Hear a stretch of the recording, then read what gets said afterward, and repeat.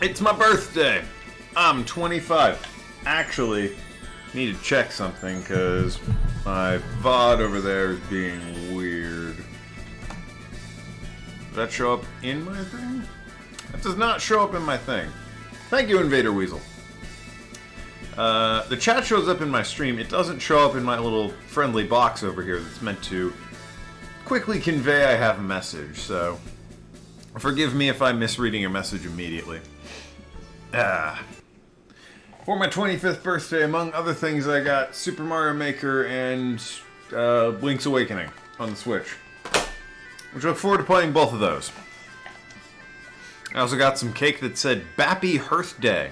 It originally said Happy Birthday, but my dad wasn't having any of that and actually sent it back to the people behind the counter at the poor grocery store and said, no, it needs to say Bappy Hearthday. Really didn't make it taste any better. They added an extra layer of icing and just wrote over it, I'm fairly certain, because there was a lot of icing on that damn cake. But that's what happens when your father's an insane person. Oh, joy! Excellent! We get to do... Yo, happy birthday. Thank you, Huevos37. Today we get to do the best part of the game, which is obviously the Deep Grave Pit. I'm super looking forward to it. Oh yeah, the reoccurring theme of these streams. My shirt is, I don't know how clearly you can see that, it is a robot that is like a wind-up toy fighting a city. I like showing off my shirts at the beginning of every stream, because my shirts are wacky and stupid. So I get a good chuckle out of that. And I hope other people do too. They're like, hey, that's a weird looking shirt you got there. And I'm like, thanks.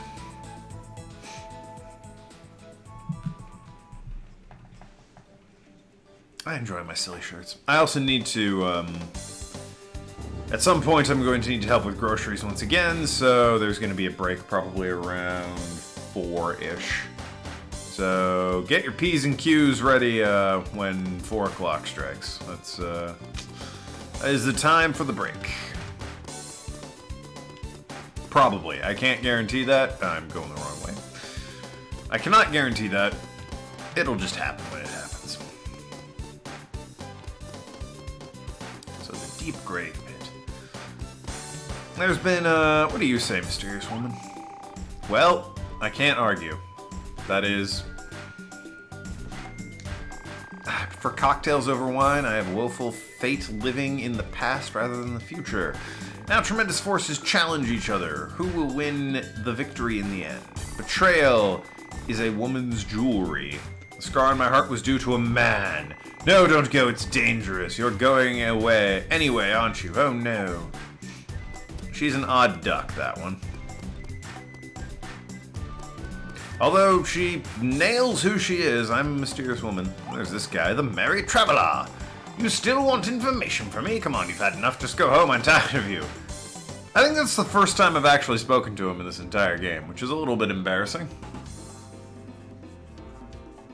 Sort of like this bunny, thinking it can take me in a fight. I mean, look at this thing. This airy bunny doesn't stand a chance. Boom. Dead. Nope. Okay. Alright. I apologize. It can survive a 6-hit attack. It can't survive adding an extra 140 on top of that 6. It was really that extra 140 that put it over the edge, I think. I have a nice round number of cash. It is a rainy December. Oh, for God's sake. It is rainy this December. Out here on the East Coast. Which I don't mind, I actually quite like rain. But I prefer snow, so... Could have had that, but no. No. Is there a way I can fix that? Chat settings... Mod icons... recent red, no. Got no idea. Not the time to be futzing with it, it's not a huge deal anyway. Like I said, if I miss your message, I'll get to it at some point. I frequently cock my head to my left here to take a nice long look at the chat.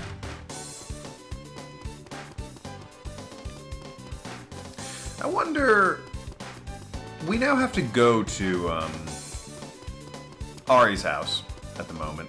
I am curious about what would happen if we were to, and we can't warp there. The warp gates are shut down. But I'm curious what would happen if we just said nah and like ran around. What if I went back to Trieste at this point? It's a bit late now. I'm in the cutscene, but I wonder what would have happened if I went back to Trieste. I'm not actually sure. Well, we're here. We might as well drop by Ari's house before we visit Tanel. The princess said the place is cozy. Maybe she's there again. Whatever, just hurry up. I have to find additional power and look for the so-called Phantom Evil King. The gate beyond the Transverse Tunnel is accessible. We can't waste time. My dark power won't be kept waiting. We have to enter as soon as possible. I agree with Doc. Sort of Big Bull's nickname for him. I think she could have gone back too. That is, if she went back alone. Went back where? Well, where? Like a castle or something. I can't answer when I'm asked where it's located. It's pathetic that this hero is so hesitant to her duty. Is it danger and occupational hazard? This is no more hazardous than cutting off the blood to your brain. Shut up! What about you? Are you really an evil king? You can't even attack a castle. Well, anyway, the location of the castle changes over time. I only need to know the location of the castle and my power is fully restored. You always have to have the last word. Excuse me, sister. I think we should get moving instead of hanging out here. Yes, we should indeed. Come on, let's go. Feminine scream. Male scream. Oh no! Huh? Did you hear something? The stupid low voices. Slave! Ari, it's your father. What? What's going on? Let's go, Ari. Hurry. Or something to that effect.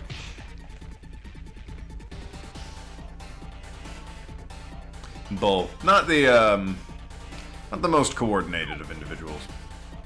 Oh good, we're all gathered at the gate before it opened. That was important.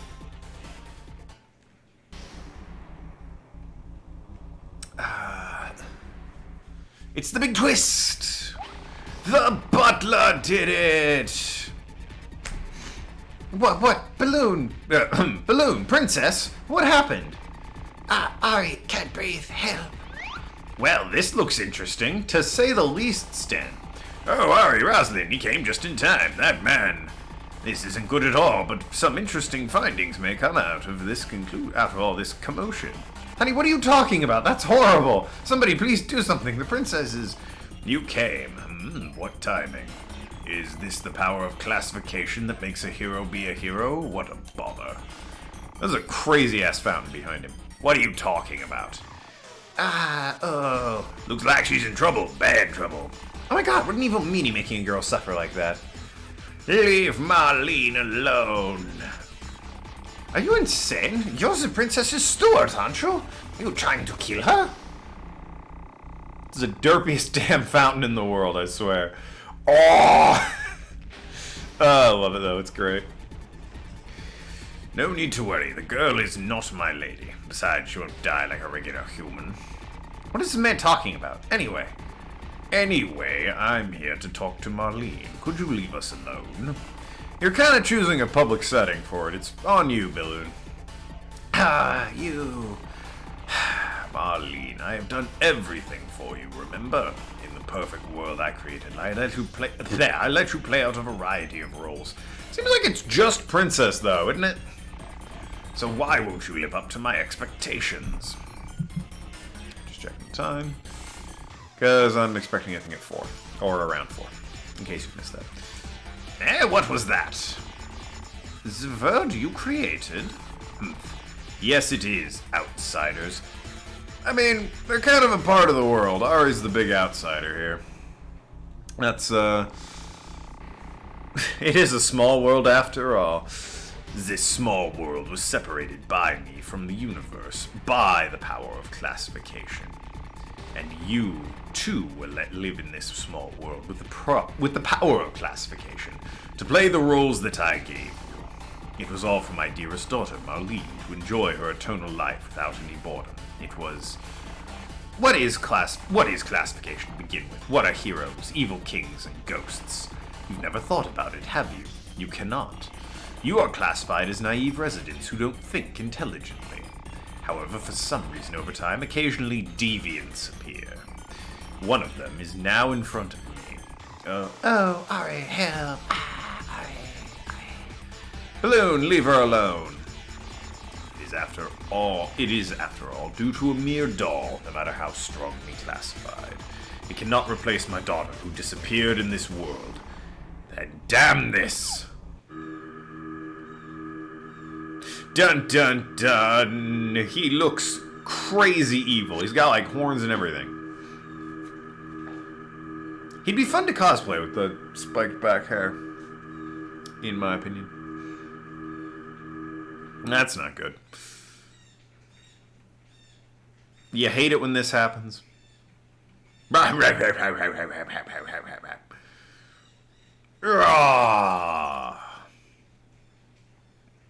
Fun fact I learned, thanks to some data mining done by... I feel bad, I don't remember his name. I can check real quick. Shouldn't disrupt anything. Some data mining done by, well, they're just called Molly on the Discord, which isn't the most helpful of things. The form you're seeing, or were seeing, of the red suit and the curled horns was an unused final boss sprite. Oh no! No! A doll? How? And she dropped the music box up there. What? A doll? What is this rubbish? Did you replace her with an imposter? It is not that. I'm just super powerful and badass. It is this Marlene who appeared in front of you and joined you on your journey. Are you surprised?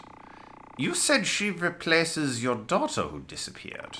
That's probably the only time you'll see Kiesling angry, by the way. Indeed. I don't even remember how long ago Marlene was playing in this world and disappeared due to an accident. In this world, no matter what happens, she won't die. In my world, she's absolutely protected. Regardless of that, no matter how hard I looked for her in this world, I couldn't find her. She must be somewhere. Thus Ari, a deviant in my world. Ari's like, oh shit. Shit's getting heavy right now. I'm gonna have to emote. It's all the fault of your kind of people. Whoa, Balloon! What do you mean, your kind?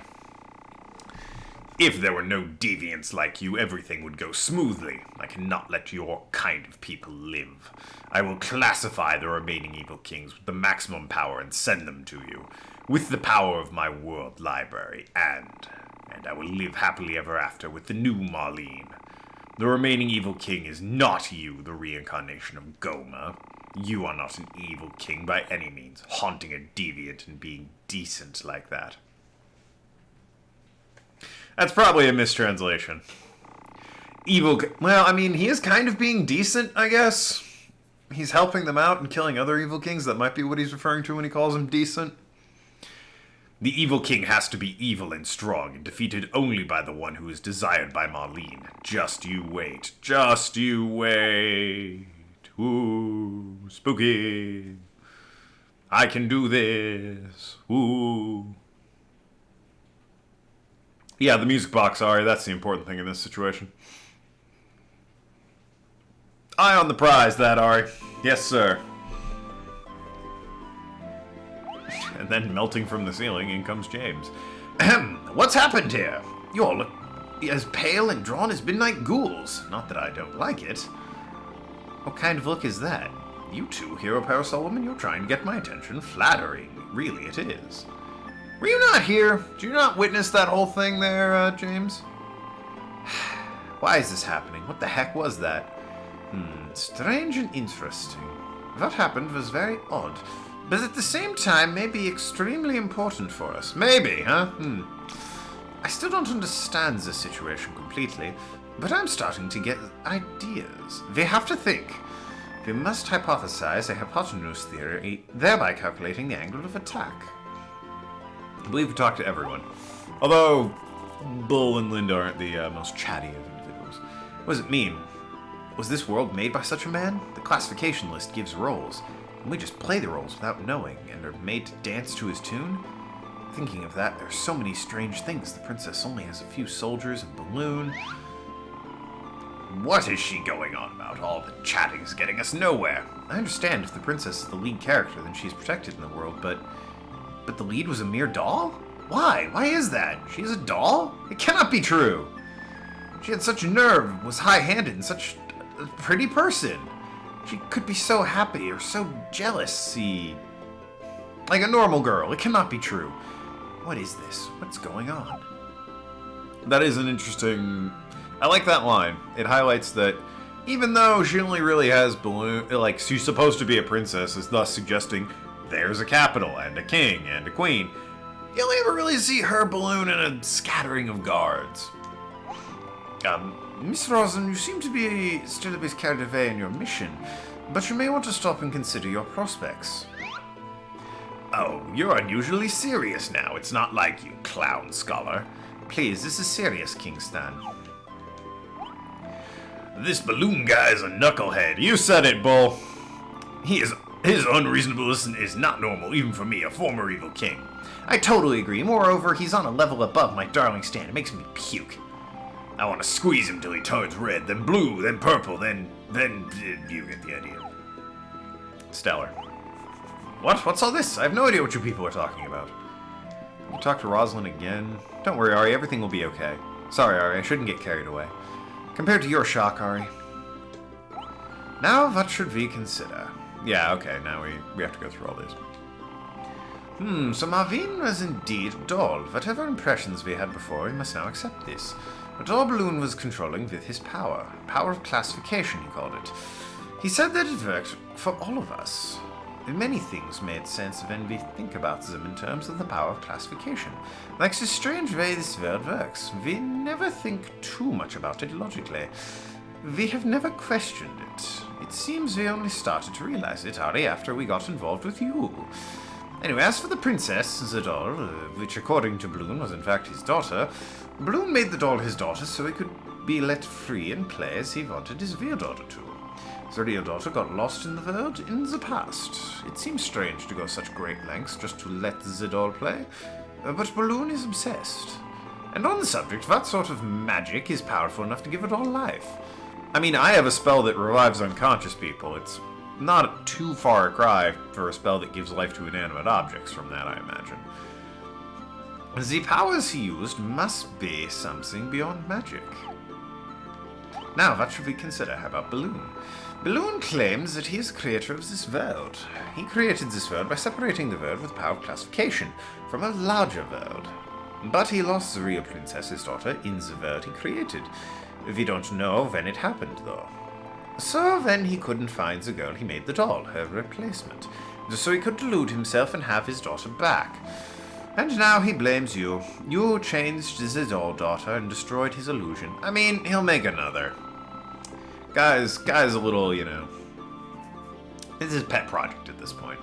He believes that if only you, who are not under the power of classification, didn't exist, he could gain his life, his illusion back. I mean, denial's a hell of a drug. According to the Balloon, he created this world for his daughter. The world classified in Balloon's mind has gone even further than classification. The residents, ghosts as well as ourselves. If it's true, then we are all actors, performers playing out their roles. I'm playing the role of the scholar, and maybe you are playing the role of an ordinary boy. Stan, you're playing an antagonist called the Evil King, and Rosalind, you are playing a righteous hero attempting to defeat him. It is an exciting yet very safe world full of adventure ready for a princess to play in. Exciting is debatable. It should have been safe. If the history of the Evil King and the heroes in this world is the history that he let his daughter play in, then we cannot imagine how long he and his daughter have existed. If this world is indeed some tiny garden, as Balloon says, created by the power of classification, then we remove classification from this world, there may be an entire universe that will reveal itself. Which sure seems like it's foreshadowing for a sequel, but it didn't sell well enough to merit that, unfortunately. Can I go now? Balloon guy, okay. Ah, right, I have to talk to him once more, with feeling. Anyway, what should we do now? Balloon said that he'll create the ultimate Evil King and send it after you. Not actually true, but this is a common misunderstanding. He said the remaining evil kings, he'll jack up a bunch of their power. There aren't actually remaining evil kings, and it's a bit of a gray area. In my opinion, there's currently just the Phantom Evil King, and while we're dealing with him, he makes the ultimate evil king. It's possible that he already exists at this point, and he's just jacking up the power of that guy. I choose to believe he currently doesn't exist, and will exist shortly in the future. Balloon said... what? Impossible. Ultimate Evil King. I'm the strongest. Well, in any case, whoever is the Ultimate Evil King is another issue. I think it is risky to wait for Balloon to complete this creature and send it off to you. I think we should go and find him before he can finish the thing. The longer we wait, the more time he has to prepare for us. Now, the hero Miss Rosalind and the former evil kings and myself are also deviants in this world. Leave it to the scholar to complicate things. In short, we hit him before he hits us. Exactly. To be honest, I don't know if we can find... Wasn't reading that for some reason. Where the new evil king is before it's completed, though. Sounds good. That pompous balloon angered me so I almost lost my composure. We'll send them both back to the rank, putrid pits that spat them out. Pretty gross, but it sounds great. That's the right attitude, Kingston. What do you think, Miss Rosalind? Yeah, what do you think? Yes, I agree. I don't know how strong the power of the Evil King is, and I'm a hero regardless of classification. I will challenge the Evil King and win by myself. I have always been the Evil King. My greatness defies all classification. I will pound the new Evil King into fine powder and sweep him under the rug of my restored throne. Then I will defeat you, blasted hero. Deal. I think the new Evil King in question and Balloon are on the other side of Trieste. Nobody's been over there, though, right? Well, one guy went over there. Fine, we'll search for the enemy there. Anyway, if Princess Marlene is a doll, where's the real princess who disappeared from this world? And so, I have theory. Well, again journey on, where she is pretty much. heading into the unknown land. There's canon for that. We know that. I have theories about how she went missing and who people are. I've heard the theory that Block, the circus master, who we're not going to see again, is Pollock. I disagree with this. I have my own theories about Pollock. I don't know who Block is, other than probably a deviant. Really don't have anything after that. I'm gonna check Tennelle once real quick, just in case. There might be... There's no reason at this point to go back into Tennelle, but the game has a nasty habit of hiding things that are actually quite funny. Hey, look who it is! It's the bitch on wheels. What you want, ho? So you're some macho tough guy now, going further and further away from my ideal. You never really cared about me. I was right to say goodbye to you. Humph. Alright, well, she's just being a bitch. Anything else in town? What do you say? What's so scary, huh? Maybe there isn't anything scary. No, that can't be. This is a cutscene. The loitering villager. Hey, Ari, what's up? Those guys over there, your friends? How do you do? Nice to meet you. I'm a villager. Anyways, Ari, what are you doing hanging around here? What happened to your adventure? Need to relax, but...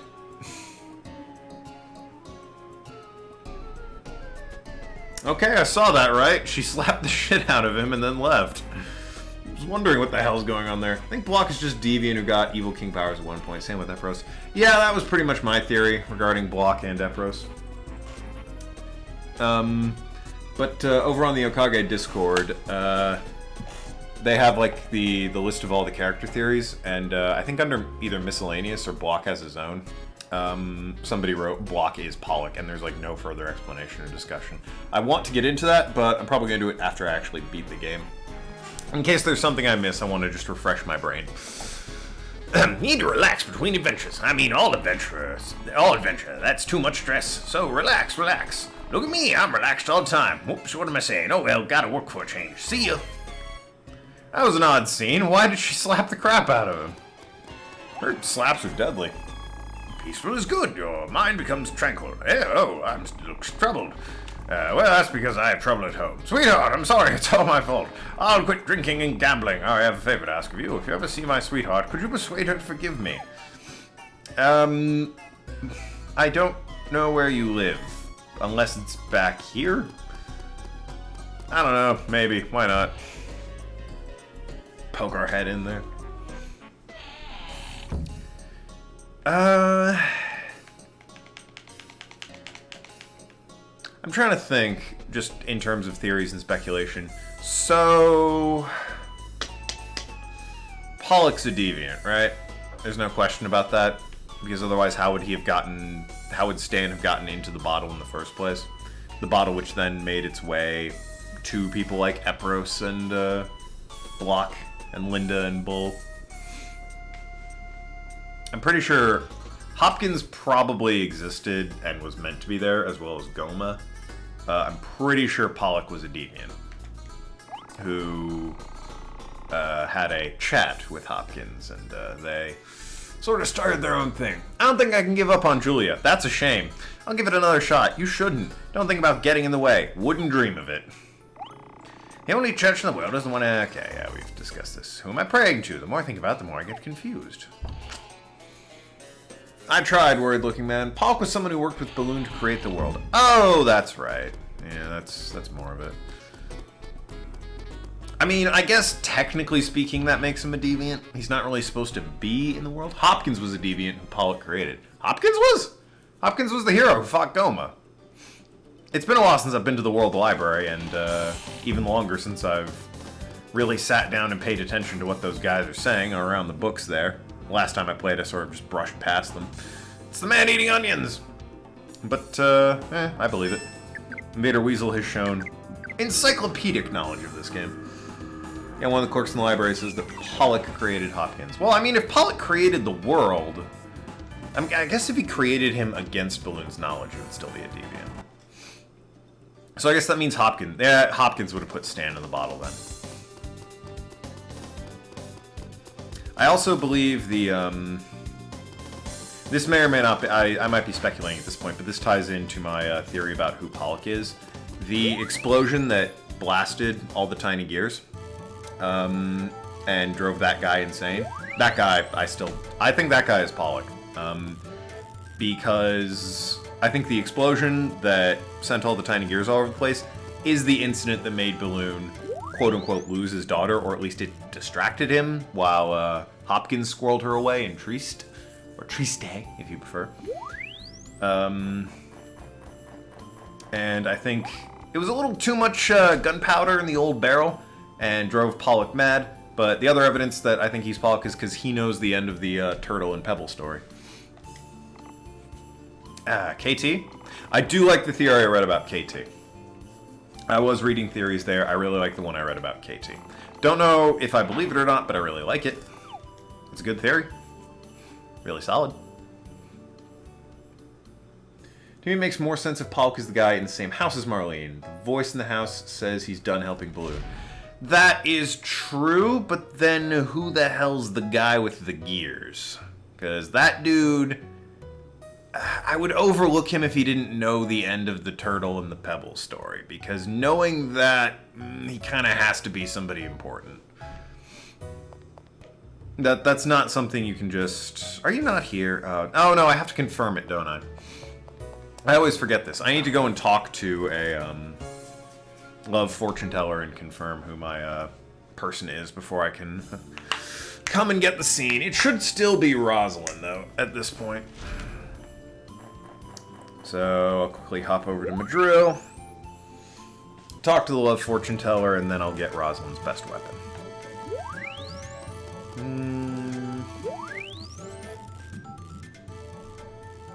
I do agree. I remember the line where he says, "I'm done helping Balloon," which suggests that that's more Pollock than it is Hopkins. I guess that guy could be Hopkins, maybe. He's building a sword. That guy might be Hopkins. Who knows?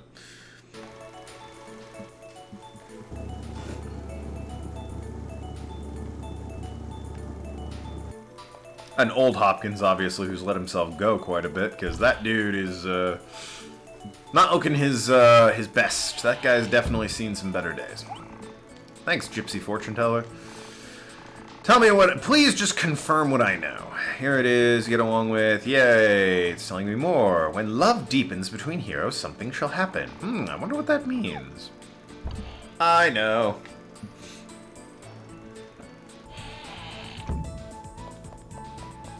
Yeah, Invader Weasel and I feel like, could probably speculate for a few hours with just theories. Shooting them back and forth at each other.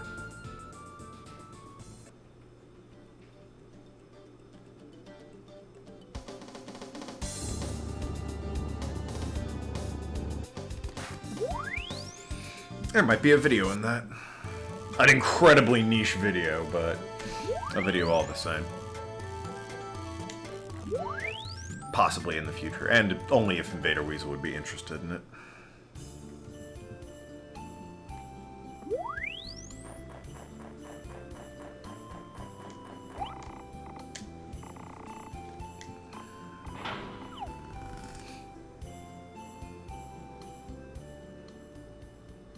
Hey, Bell Rebs.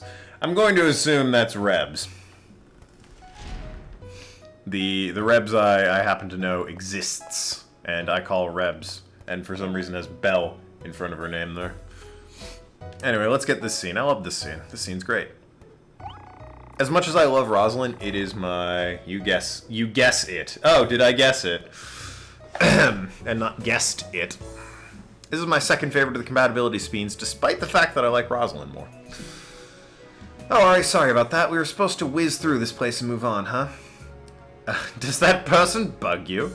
Anything the matter? No, nothing really. This building, the Royal Braveheart. It says salon on the other side of it. It seems to be a Heroes Club building. How'd it wind up here? Weird. Frisk. I always forget that said Frisk. I wonder what this town is doing here. It's deserted but totally intact. It's as if it were a stage from a play. Oh well. By the way, Ari, you've become really tough. I did go through a lot. Tough as nails! I know, that part of you will never change. But now you can slay ghosts like a pro. You've become really strong. I have to keep doing the best just so you don't despise me for being weak, Ari. That would never happen. You can be a total dick to her, even though the whole point of this scene is that you're the most compatible and, like, your hearts are connected as one. It would never happen. But still, I do have an inferiority complex sometimes towards you, Ari. I acquired the hero's title because I wanted to live up to the ideal of a good hero. To keep evil and its disciples from destroying the world with its evil designs. It's funny when you hear yourself say things like that. There's nothing funny about justice! No, not at all. Anyway, I figured if I were to become a hero, then from that moment on, I'd be good. That even if I wasn't good, I'd become so by becoming a hero. At least that's how I thought it would be. But after having become a hero and looking back, there's something bugging me. Lately I noticed that I've been putting being a hero as my top priority too often. Somehow I've come to assume that if it's the same thing as being good, twisting the logic to mean I'm good as long as I'm a hero. Becoming the hero to be good, being good as long as I'm the hero. Those are two very different things. The hopeless merchant is listening intently. Oh, you're not a hero, and frankly, you're nobody in particular. Thanks! But you fight better than any of those heroes around. Well, they're not around anymore. So, yeah. You're involved in bigger tasks than anybody else, and you just go for it, you know? No questions, no titles. Having seen you do this has made me rethink things, especially when I see a bureaucratic building like this. I wanted to say bureau-esque for some reason. So, Ari, I want to stay with you for a while and see what you have inside you. What you have, it really is something. I am a short man compared to this Amazon gorgeous woman here. That'd be my heart, stomach, and liver. Yeah, that's what's inside me. Yes, I agree. Yes, and after I find that out, I'd like to think and find out what's inside of me. I'll see you later. It's a nice, touching scene, and it's a great speech. Think I've fallen in love with you, honey. Take this. Yeah, what? Something was just pushed against me. Huh? What is this? She's acquired the gallant rapier. Her best dang weapon. It's a mystery.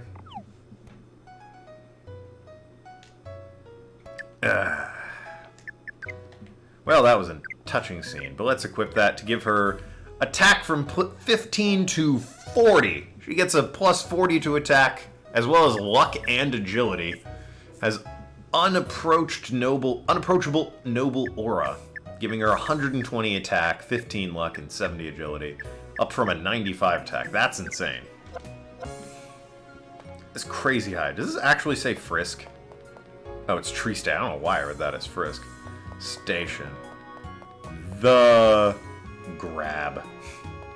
Don't know if I would go to a club called The Grab. Seems like the place to avoid, if you ask me.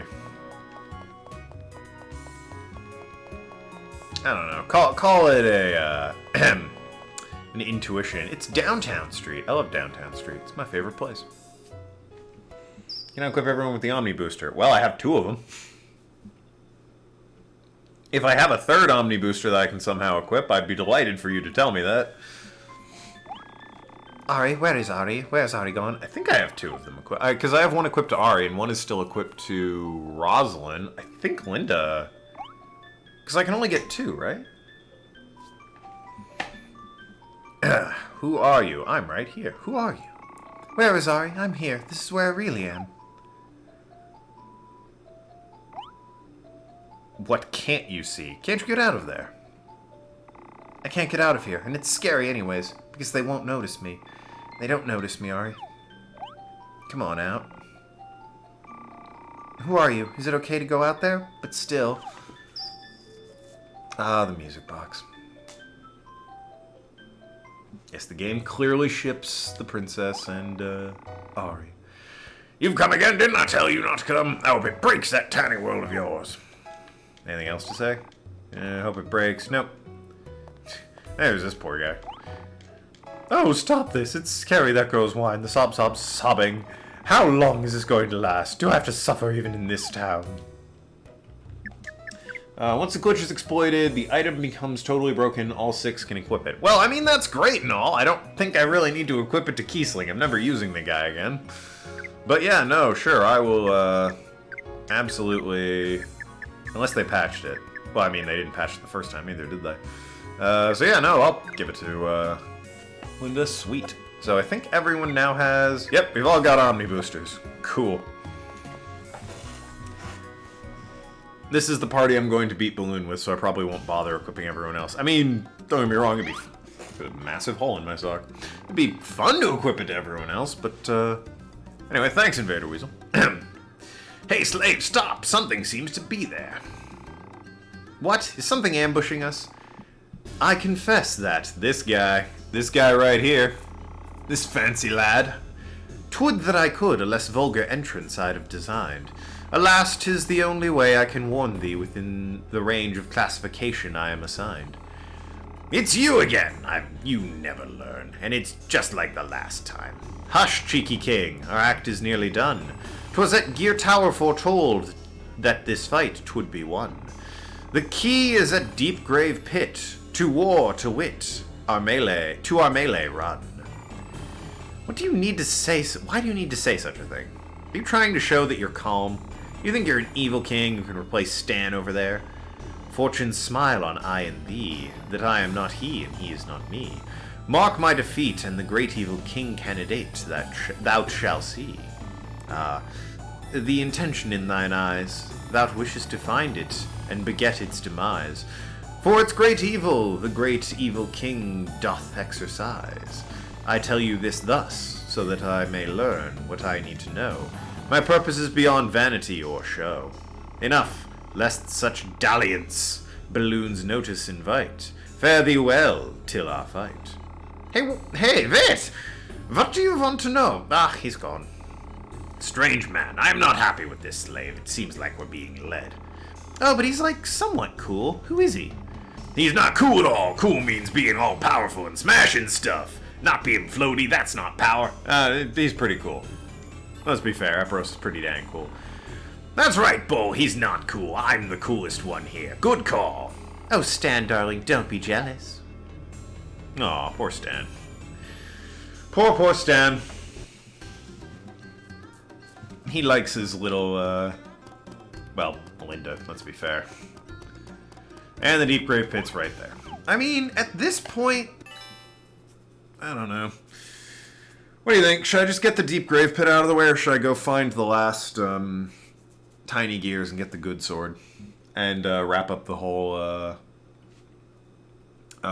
pebble turtle thing? Because I can do that at this point. The whole desert is available to me. Then I can just wander about getting the gears. What does chat think? I'm curious. You want me to just go through the incredibly tedious dungeon, or should I get the ridiculously overpowered sword that will make this easier first? Might make the pit easier if you get the gears first. Yeah, that's what I was thinking. But for that, I'm going to need to grab my guide, so give me 1 second while I grab that. I remember where most of them are, but, you know, just being careful.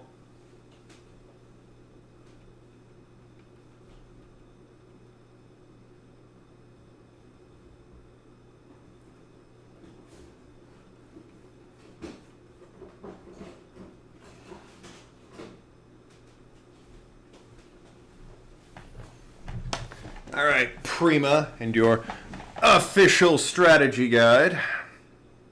That's kind of crap. I mean, again, not knocking the artwork. There's some quality artwork there. Probably shouldn't have shown that.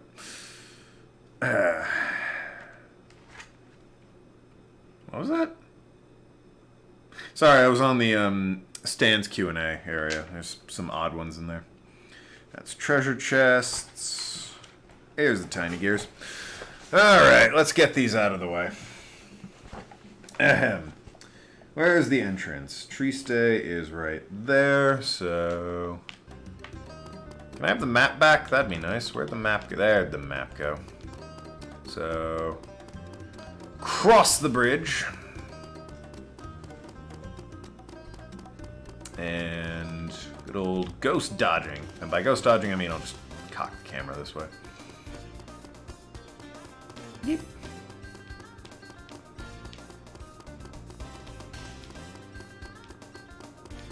It was much easier when I didn't exist. I could just pick them up willy-nilly. It's also, so many of them are just like hanging out along walls that look like this. And it's incredibly annoying and difficult to like pinpoint the exact spot. Like there's a picture, but it's not helpful. It's not useful in any way. It's just kind of annoying. It's like, oh, it's near that. Okay, so... Alright, it's near you. Bad example. But there are plenty that are just along the wall, and it's really silly. Ah! You can't catch me. You can't catch... No! They caught me. Oh, these things. These things are weird. Aren't they fire for some reason? No. Sand Mandragora. Screw it. You really... It costs nothing to escape. Like, it costs 1 LP, but not really. And I don't know. It works 100% of the time. So... And you don't need to fight... The way the game is set up, you don't need to really fight anything in the overworld, because the urns will pretty much take care of all the leveling you need to do. Which, I'm not sure if that was the best idea. Because with no consequences to just fleeing every damn fight that I can, there's cool enemy designs I miss out on, but beyond that, I'm really not missing anything. I'll fight the spiders because, you know, I have... 2 ice people who at least bring ice to their... Do you have an ice attack yet? Nope. Of course you don't.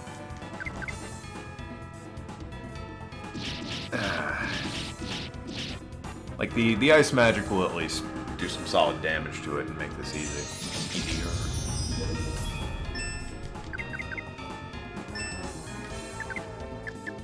Even though Rosalind and magic don't get along.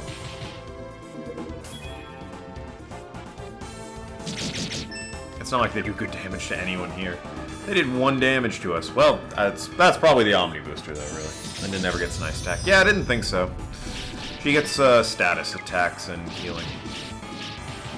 I think I was thinking of, well, I think really everyone else. Bull gets Cold Knuckles, Ari gets Freezing Blade, Rosalind gets Ice, Epros gets his different colored masks that do damage. I don't know if Kiesling gets an Ice move or not. Probably not, if I had to wager.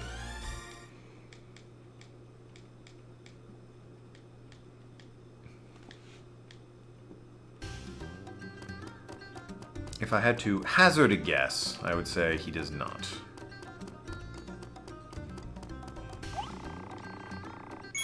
Freezing Book. Oh, does he? I've never leveled Kiesling up far enough to know. Like I said, I only got him a high enough level that he could cast a paralysis spell so that I could paralyze an enemy for the achievement.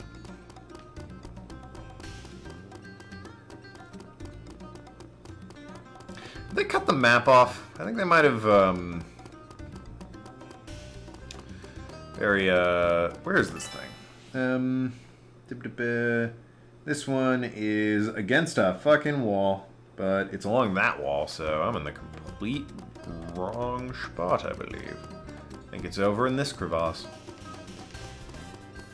Yep, there it is. So many are just like that, and it's not great. It's what it is. I love this maze in the middle, by the way. Because it's built like it might be a legitimate problem, but then you actually... I was going to try and read the sign to reset the ghosts. And you actually get to the maze. Oh, I love this guy! This guy's great. I love this dude. He gives a ton... Celestial Wyvern. He gives a ton of experience, but... Unfortunately, without Bull, he's kind of a... he's a rough battle. That said, one of the... I think the Vampire Evil King might be one of the harder bosses in the game, because there is no like good way to grind for levels between Phantom Evil King and him. You just kind of roll over into him immediately. So pretty much you have to go back and fight enemies. I mean, you could go back to the Deep Grave Pit, I guess, but I usually, I say usually, the first time I fought him I just hung around outside the diary right before. There's the maze. And the reason this maze, I think, is so dang funny, first of all, why did it orient me this way? Is because you can just leave the maze.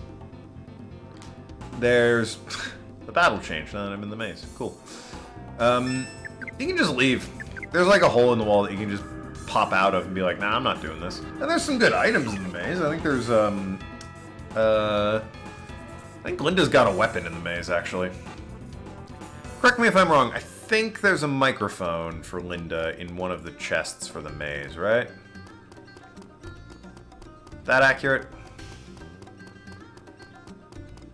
Gonna give chat time before I turn my head to confirm that, but I think Linda only gets 2 other weapons, and, well, I mean, it might have been that one I just ignored. I'm an idiot.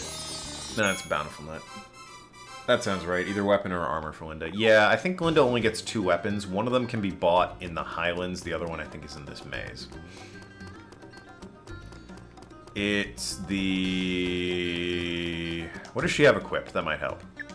Because I know for a fact she only has 3 weapons. She has the Mic of Hope. This is either the Mic of Love or the Mic of Happiness. And I'm gonna... Well, I went the complete ass wrong way. I gotta get over there. Somehow I lost Rosalind but kept Linda. Not sure how that worked out. I gotta get over here. Not only because that's me just ditching the maze entirely, but that's where the other tiny gear is. The mummies! I love these guys. They've got one big old giant eyeball. They're weirdos. And they're all red, so I can just run up and smack them. But they're vengeful. Mind that. I think Linda only really gets armor from... I want to say she only gets armor from Highland. That might not be accurate. They did actually solid damage to Ari. Don't go and attack Ari again. I think he is going to attack Ari again, which is unfortunate. I haven't saved in a while. Please don't kill Ari. That would be annoying. Whoo, Nelly. Whoo, Nelly. Yeah, it's Micah Happiness. Yep, thought so. Alright, phew. That was obnoxiously close. 2 health. Phew! I'd like to thank the Omni Booster for that. And she has armor in the deep... Oh, okay, yeah, there's one in Deep Grave Pit. Right. Let that level 35 be, you know, treasured and savored, are you? You got it by the skin of your teeth on that one.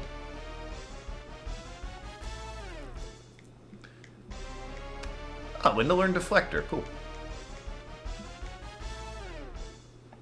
I know for a fact she has armor in the Highlands because there's an achievement for buying obnoxiously expensive weapon and armor, and I'm pretty sure her armor is the one you have to buy in the Highlands to get that achievement. Maybe Epros's in the Post Snowfield Spa, but I'm not positive. I don't remember how much you need to spend to get the achievement to pop. I want to say it's 100,000. I might be wrong. I'm also out of LP. I should, after I stop glitching out the world here.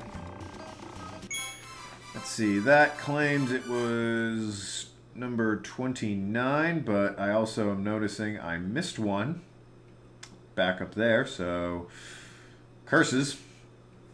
So that was only 28, that'll be 30, that'll be 29, that'll be 31. Yeah, alright, that's fair. It's also good, I guess, to get the maze out of the way now, because you get the penultimate fast travel-y warp gate there. Whenever I get the camera jammed into the wall over here, I'm always reminded of, if you guys have ever played Psychonauts, there's a ghost there. There's a bit in Psychonauts. Notice that most of the enemies, when you encounter them, do their own little dance. It's cool. Art style is cool, too. Yeah, as I've told you, Rebs, this game, ignoring the condor you see on screen there in the middle and the leeches with them, you know, which is horrifying. That would be my groceries. Excuse me for one moment.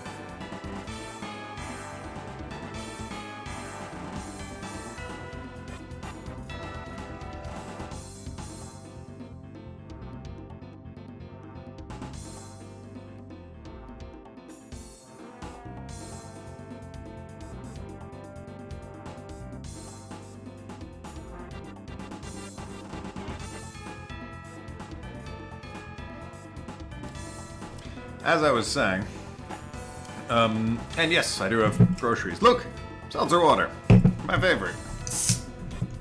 Delicious. Yeah. All the enemies have, you know, little dancing, bouncing animations, but it's a game from 2001. RPGs did that. Characters, when they were idle, they would like bob up and down like, hey, how's it going? I'm a character. Just standing here. This is what humans do when they stand around. As 3D animation, we can move. Amazing technology. It's just the way it was. I'm not saying it was good or bad, that's... that was the style. Ape Escape is one I frequently point that out to. Everyone in that game is bobbing up and down. This game as well. Some of the earlier Final Fantasies did that. I'm gonna pop the warp gate real quick. You fuck off, Mr. Ghost. I'm mostly popping the warp gate so that I have it. Which is right there. I want those two, and I want the item that's hanging out in the maze for Linda. After that, I'll get to the, well, get the sword, obviously, and then I'll get the deep grave pit. I don't remember where I saw it, but I remember somebody pointing out that the sort of gear I'm about to pick up is a chainsaw, which I don't remember the description, but I want it to be. That's dope. What do you guys think? Yay or nay on chainsaw for the sword? Not in terms of whether or not you want it, but whether or not you think it's legitimately a chainsaw. I always kind of pictured a sword that was just made up of gears that were like slotted into it, almost like a puzzle piece. You know? That's, in my head, that's what I pictured, so that's just what it always was for me. That said, chainsaw is still awesome and what I want it to be. There's nothing here. Crap. Come on, there's a chest somewhere in here with her name on it. There's also a bottle, I think, in here, which is a useful item against the old Phantom Evil King. Yes, sirree. Down at the old Phantom Evil King's mines. Hey, it's the wyvern. The thing is also terrifying. Why would I wait? It's a terrible move. By the way, thank you for the follow, Bell Rebs. I'm just noticing now that you followed me on my little mini feed there. I appreciate it greatly. I always thought there should have been a tiny gear down here. I mean, really. Missed opportunity, if you ask me. Just gets me trapped for ghosts to attack me.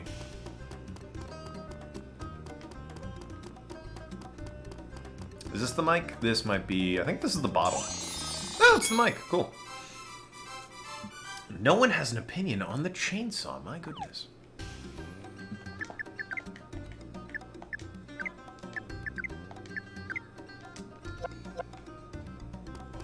Her attack is now what Rosalind's was. And yet, I somehow keep leaving Rosalind behind. I love this reoccurring... Damn it! I was about to say, I love this reoccurring bit. Oh, it's the bears. I hate these things. Are they shrewd bears? Yeah, I hate those guys. I mean, I'll beat them up, why not? They're gonna poison me. This is a terrible idea, actually. Let's just escape. Those bears love their virus stage 2. Or on the other hand, I would kick their ass. It went down in one hit. Shrewd this, you bear. Yeah, bears. Sick Chicago Bears reference there, Invader Weasel. Like, I mean, don't get me wrong. If you're gonna make a reference regarding bears, that is the correct one. But still, of all the times and places... You an Illinois man? Or at the very least a Bears fan? I have a friend in Illinois, actually.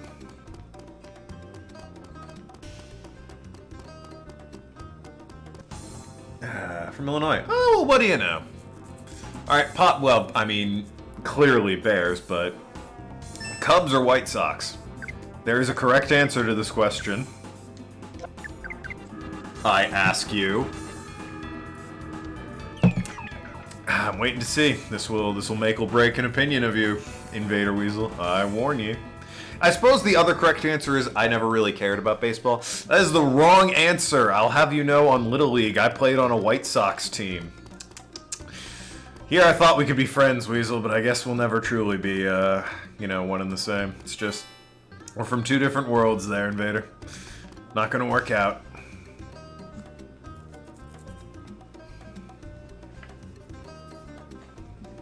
I wish it were different, though. I truly do. That is the Gear Tower, which is where Epros is held up at, I suppose. Personally, I think this is the site of the explosion we're about to find more about as soon as I get the last tiny gears here. There's one. I really don't hate the Sox, though. I've rarely met anyone who is like, go one team, fuck the other one, when it comes to Chicago teams. They just are fans of one more than the other. If you're gonna hate any baseball team, hate the Yankees. That is, of all the baseball teams you can hate, why waste it on anyone other than the Yankees? They're the worst team.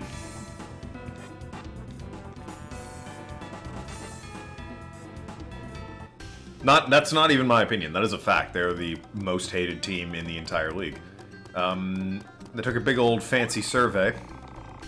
I think I'm at 30. I'm going to double check. They took a big old fancy survey regarding baseball teams on who had, like, just a huge survey so that they could get a nice big sample size. And they asked, what's your favorite baseball team? And of course, people were loyal. They got, where are my tiny gears? I'm not seeing them. They got tons of answers that were, yeah, okay, I got 30. All basically loyalty-based. You know, it was people who were saying, oh, love the Cubs, love the Red Sox, love the Yankees, love Oakland, love Tampa Bay, etc., etc., etc., etc. By the thinnest of margins, I believe the Yankees were labeled favorite baseball team. By an incredibly thin margin, though. It was like really close. There was good competition for things like Cubs and the Red Sox. Following that, they asked who's your least favorite team in the league. Yankees dominated. Everyone hates the Yankees. There's treasure chest in the sinkhole somewhere around here. I mean, I believe you. In fact, I have treasure chest locations on this map here. Just this one over here. There's the two I picked up in the maze, one in a corner, one hidden back behind the gear tower in the sinkhole, which I'll probably get once I go back there, and one along the river banks, down by the hanky-pank where the bullfrogs jump from bank to bank. Singing eeps, ipes, opes, ops. Oh god, one's fallen in. It's gone kerplop. But yeah, I'll get it when I get it. It's not like I'm not going back there, Invader Weasel. Besides, I'm about to get the greatest treasure of all, friendship.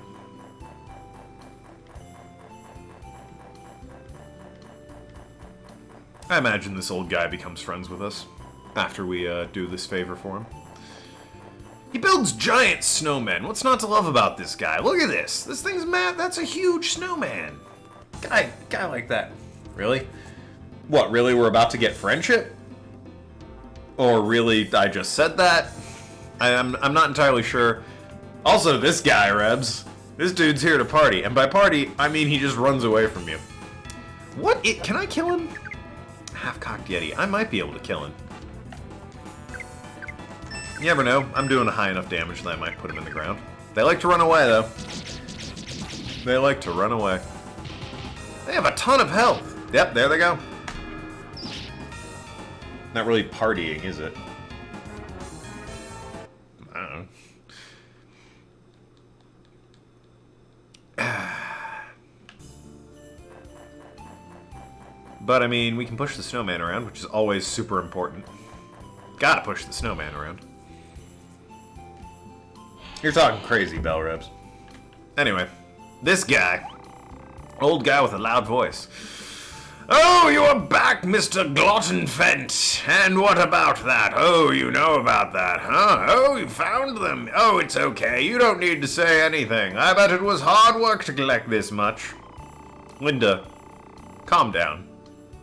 Please, for the sake of everyone. Great, well done. You are such a good assistant, Mr. Lawrenson. Now I can resume my experiment. That silly conversative. Hiding at the back of the library. I'll show you how much potential there is in the world. Oh, before I forget, I promised to give you the parts when you... to give you this when you found the parts, Mr. Flantan. It's from the experiment. The Sword of Gear. Yeah, I'm willing to skew my theory and say this guy's Hopkins, but grown up or altered. Well, I'll be busy starting now. Be prepared, Mr. Hilbrecht. And by the way, Rebs, if I do end up losing my D&D character in our group, I'm replacing it with that character trait of constantly getting somebody's name wrong with an absurd one. And you know whose name I'm going to be getting wrong. It would be wrong if I did it with anyone other than him. Anyway, let's go equip this... Well, let's read the description first, I suppose. And equip this fancy weapon here. Sword of Gear. Irrefutably superior almighty sword. 50 attack. The luck goes down by 10, but I mean... Or by 5, but I mean really. You can't argue with an extra 30 attack and 10 defense from a sword. Please do. I certainly will. That is a mighty blade, that is. Does it have a, listing? Nah, it would just say sort of almighty power, wouldn't it? When it's here. There's the mics, yeah. Brings happiness to the world through song. Ooh, through song, you say. I equipped it, right? Myco happiness. Yep. I should hope so. Yep, an extra 6. Extra 5. So, silly me. Alright. Well, that'll make, be a very interesting D&D campaign and hilarious. He's not gonna have that voice. That would just be shouting at people the wrong name. That guy doesn't really have, you know, the best staying power. I imagine God Rocks will fall on that guy, pretty quickly in the D&D campaign. However, the fact that I just consistently get somebody's name wrong, I think would be funny. And not just as like a nickname, but it's constantly changing as well. It's like, well now, Mr. Stevenson. Look here, Mr. Jericho. Now see here, Mr. Swiftly. I'll have you know, Mr. Throckmorton. Etc., etc., etc. I don't know why I hopped into here. It's probably quicker to go through Triest and walk over to the Deep Grave Pit that way. Walk all the way back through that flippin' maze. Yes, I know Rebs in personal real life where I go outside that door you see back there. I go out there into the real world and there's Rebs. Occasionally she shows up on the phone.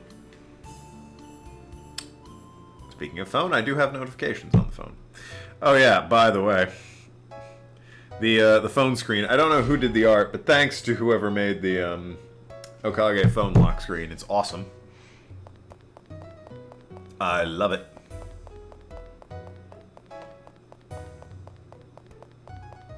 If only I had a phone case of Okage, that would be something.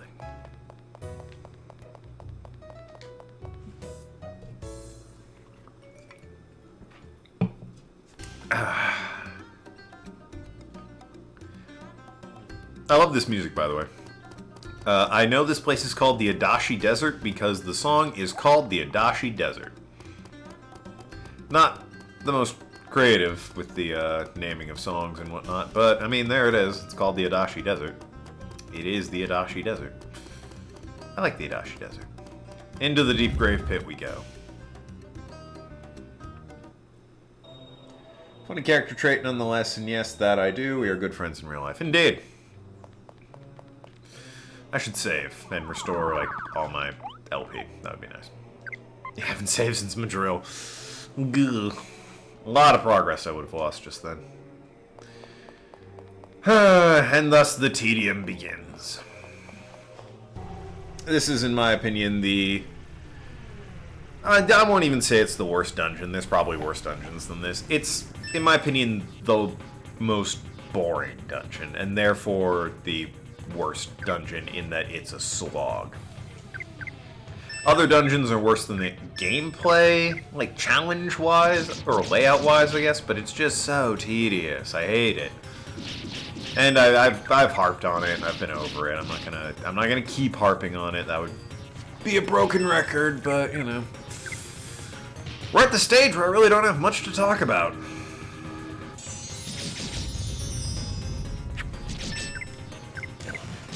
I can comment that these urns have a bit more health and they look a little pale.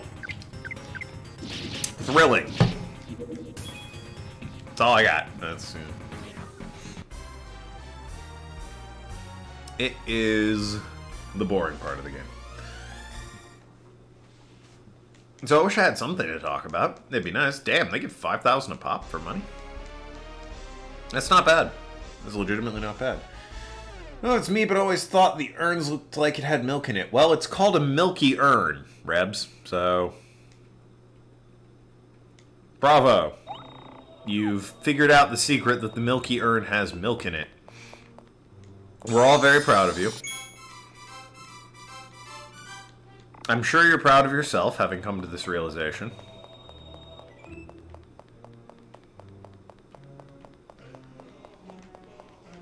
I don't want to fight you.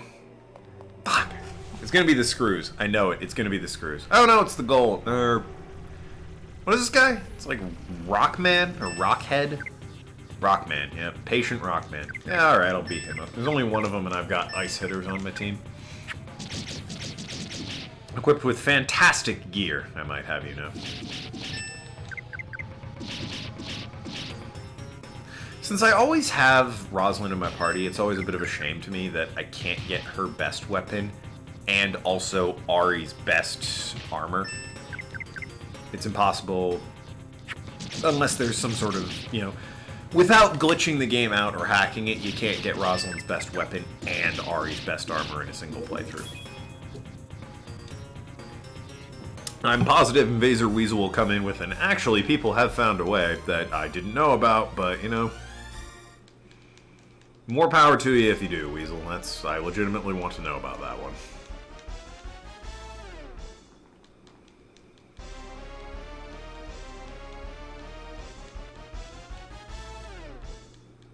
I've always liked the little portraits there. Very different from the rest of the game. It gives them a much different feel and look, I think. The little 2D scribbles. So someone claimed to get more than one, but they never provided any proof. Nah, well. That, no offense to whoever that was, but, well, I mean, really, that's not worth much without the proof. I'm trying to put that as politely as I can without, you know, calling them a straight-up liar, but just saying I've found one, or I've done it, but not being able. That's the equivalent of like when I was in elementary school, being like, oh yeah, my older brother did it. I saw him. I can't tell you how he did it because obviously it wasn't me, and I can't provide proof because YouTube didn't exist. But you know, I suppose that's the new version of it. I saw a YouTube video of it. Ah, it's not there anymore. That's the new version of my older brother did it.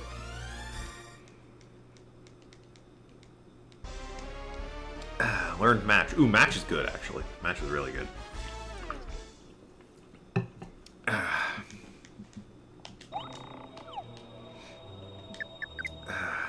I once had a kid claim that in The Simpsons Hit and Run, he had, and by he I mean his older brother, had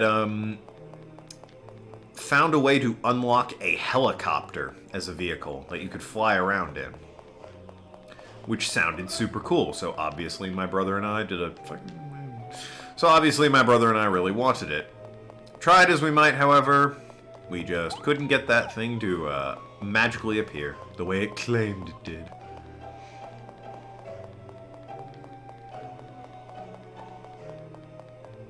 I want to go back to that kid and call him a liar. I also had a kid claim that his friend had Frickin'... I forgot about the Tyrannosaurus. I knew a kid in grade school who he claimed that his friend who went to another school made the design and wrote in to Game Freak Togekiss. Like there was Togepi, whatever that middle one is that I can never remember the name of, and then Togekiss, which is the sort of airplane looking one with the wings coming out behind it. Togetic? Togetic's the middle one, yeah. So yeah, I knew a guy who claimed his friend made the design for Togekiss, and I was like, wow, that's not believable at all. Myga, you're a liar. I won't give his actual name, but that was his nickname. It'd be wrong to just give the guy's actual name online. I remember it though, but I called him Myga for reasons I won't get into. Those dinosaurs suck. They're super strong, give almost no experience. Yeah, I remember that about them. I remember them being super strong, and then being super disappointed that I didn't get any experience from them. Well, I mean, I imagine they would give experience if you fought them at a different period in time. That's sort of the whole crux of the game, isn't it, though?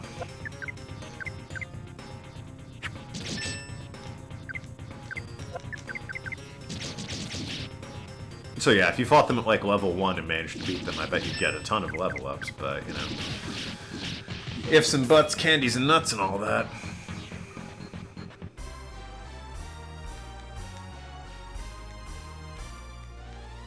What are, you know, since we're hanging out here with nothing to do but fight urns, like, for some reason their experience value is way lower than everything else in this dungeon. Maybe they were meant to be earlier in the game. Who knows? Maybe, because I don't think they appear with anything other than the leeches, so maybe it's just, like, meant to be the combination of them? I don't know. Yeah, the likely answer is that it's either an oversight or they were meant to be earlier in the game and then they just moved them, but forgot to change the values. It's probably as simple as that.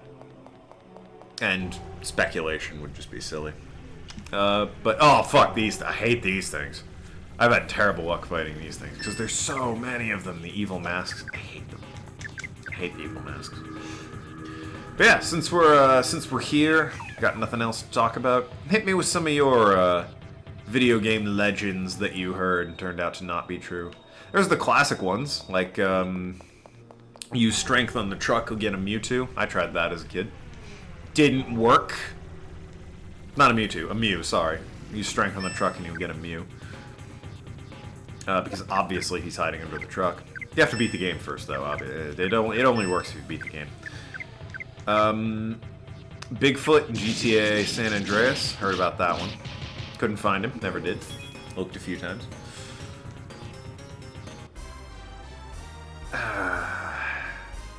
Lara Croft naked. That was, I didn't own Tomb Raider. I had a friend who did, and by God, we tried that when we were kids. Didn't work, shockingly. There was no way to get Lara Croft naked. Well, at that period of time. There's modding now, of course. I want someone to mod in, like, they've probably released the original Tomb Raider, like, as the anniversary pack, I think, has all of them. They've probably released that on Steam. You could probably mod in so that if you perform the glitch, you just now have a naked Lara Croft. But of course, it's like 16 polygons, so that's just such a why bother at that point when there's, I mean, unless you're really into polygons, you know. There's just so many better Lara Crofts that you could mod nude for probably easier. But I absolutely 100% believe that the modding community has put it in so that that cheat is now, that Easter egg, I guess for lack of a better word, is now actually in Tomb Raider, and that you can pull it off and achieve Lara Croft naked. There's no one over here, that's a shame. I'm trying to think of other ones I've, well, I'm stuck fighting. Never did the Smash Melee, but I heard if you leave it on all night, you got Mewtwo. Could be getting it wrong, though. I have not heard that one. That is not one I'm familiar with. I know there's a way in Melee... This one's legit. There's a way in Melee to trick the game into letting you play as Master Hand. It's really weird, and you can only be, like, player 3 to pull it off. But it's doable. There's legit footage of people doing it.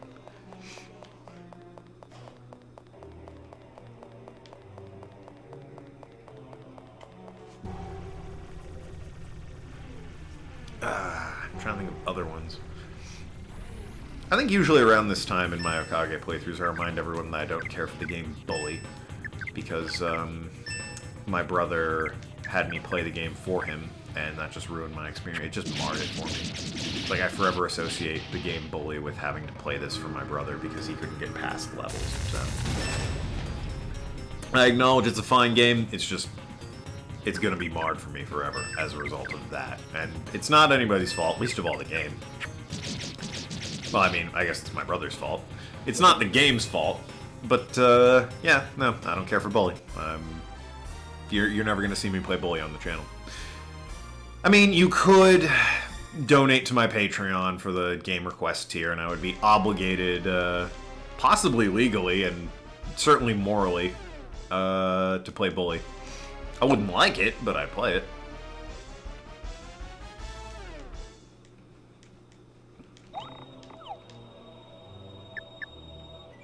I bring this up because there was also, absolutely, there were a lot of, in that era of gaming, rumors and, like, ways you could get so-and-so characters naked.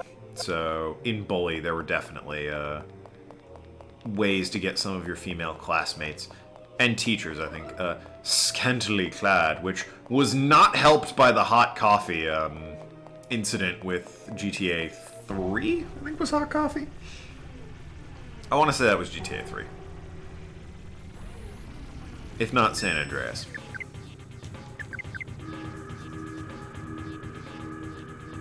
So it was definitely not helped by the existence of that maybe there's a way to get the teachers in the buff. I think it was San Andreas. Alright, yeah. Yeah, it was one of those. It might have been Vice City, actually, now that I think about it. I think it was Vice City, of all things.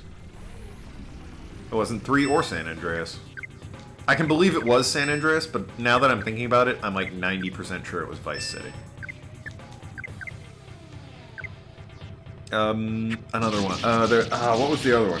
There's another one that was like, oh, if you do this, this, and this, you can see the jubblies of some of the characters.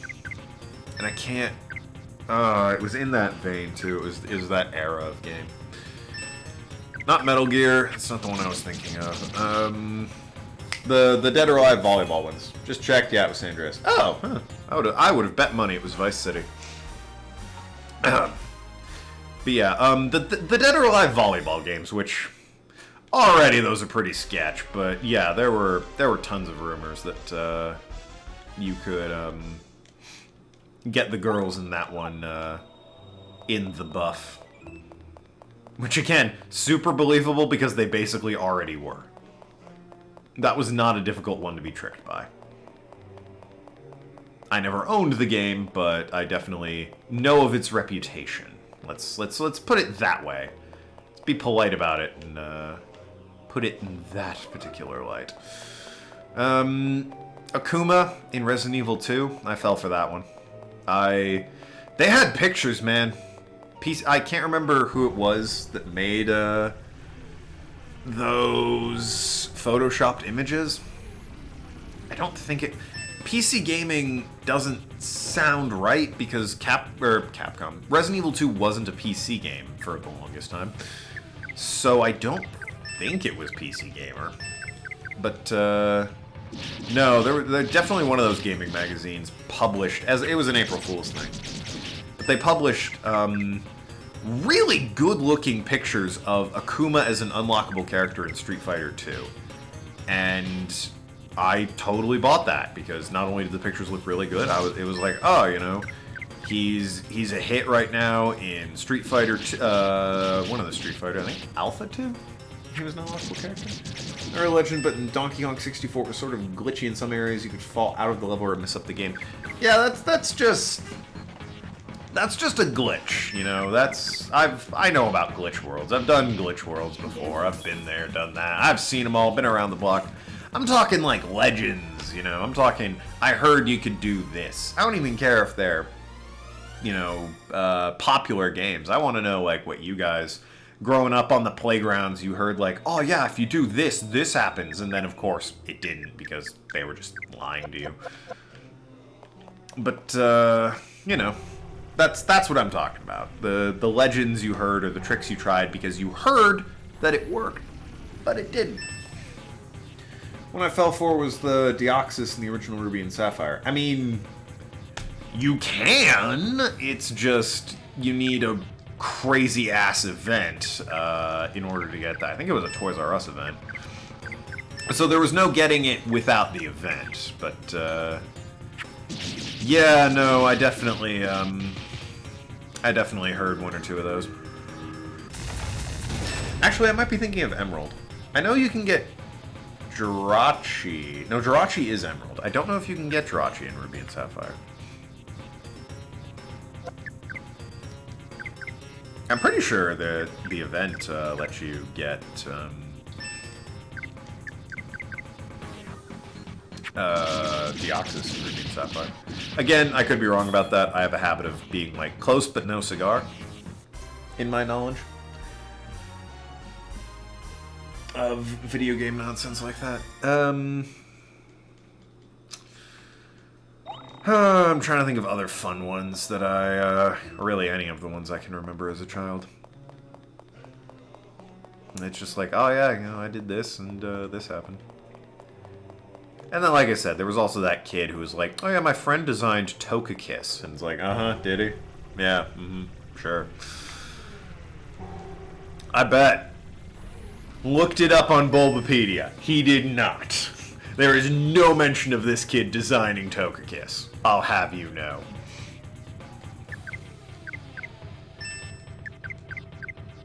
So I'm gonna go ahead and call bullshit on that one. Because obviously I can't just do that with my adult man brain. I have to prove it.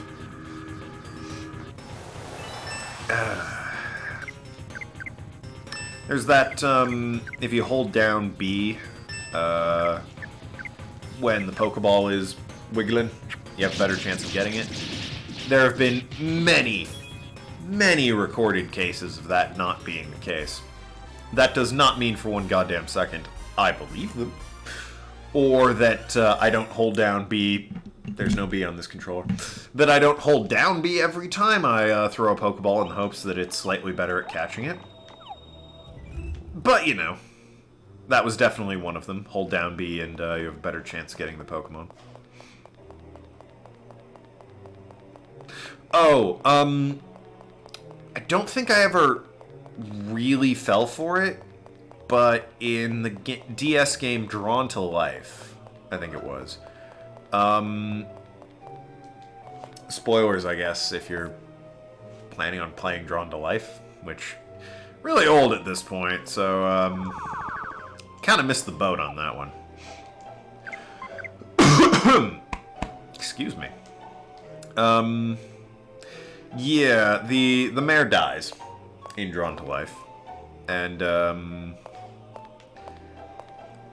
after you beat the game, there is a like showcase of the developers. They do the thing where you can go to a secret area and all the guys who worked on the game are there, and you can talk to them. And one of them is like, did you find the flower that saves the life of the mayor? Or does it even exist? And I remember that that prompted a feverish search for a while for some people. Although one of the people in that room also said, ignore that guy. He's an asshole. There is no special flower that saves the mayor. Don't bother with it.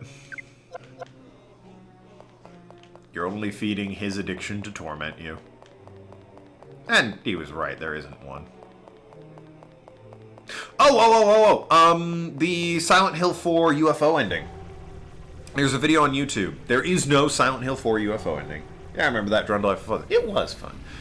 There's no Silent Hill has a canon, for lack of a better word, where it's all aliens. That the third one is the best. The one in Origins is pretty good too.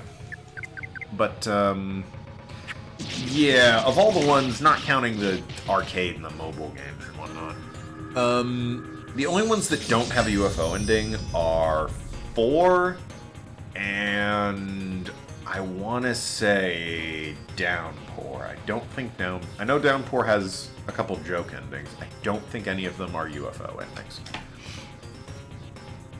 There's the surprise ending, which is always good fun. But I'm pretty sure Downpour does not have a UFO ending. I could be wrong about that. I know 4 does not. There's a video on YouTube, however, of Silent Hill 4's UFO ending. Quote unquote unquote. I fell for that. I believe that was legit for a while. And if you look at it now, it's pretty obvious that it's not. But in my defense, A, I was very young when I saw it, and B, if you look at the UFO endings of 3 and Origins, maybe you can kind of see how I would fall for that as a kid. Because they're not dissimilar, those ones. It's completely fictionalized. The one I saw on YouTube, what really should have given it away was that there was no voice acting. They covered it up nicely, though, by making it seem like it was doing the thing from 1 where it had, like, the text cards pop up like it was a silent movie. So bravo to them for that little additive. However, ultimately, yeah, it was fake and just someone did a bunch of fan art. The long and short of it was that Walter and Harry, turns out what Walter was making was not his mom or some world-ending device, but it was in fact a spaceship to take him to the moon, where they would fight robots with Heather, I wanted to say Jason, Heather, Harry, and James. Not Jason, James. So yeah, I bought that one. I fell for it.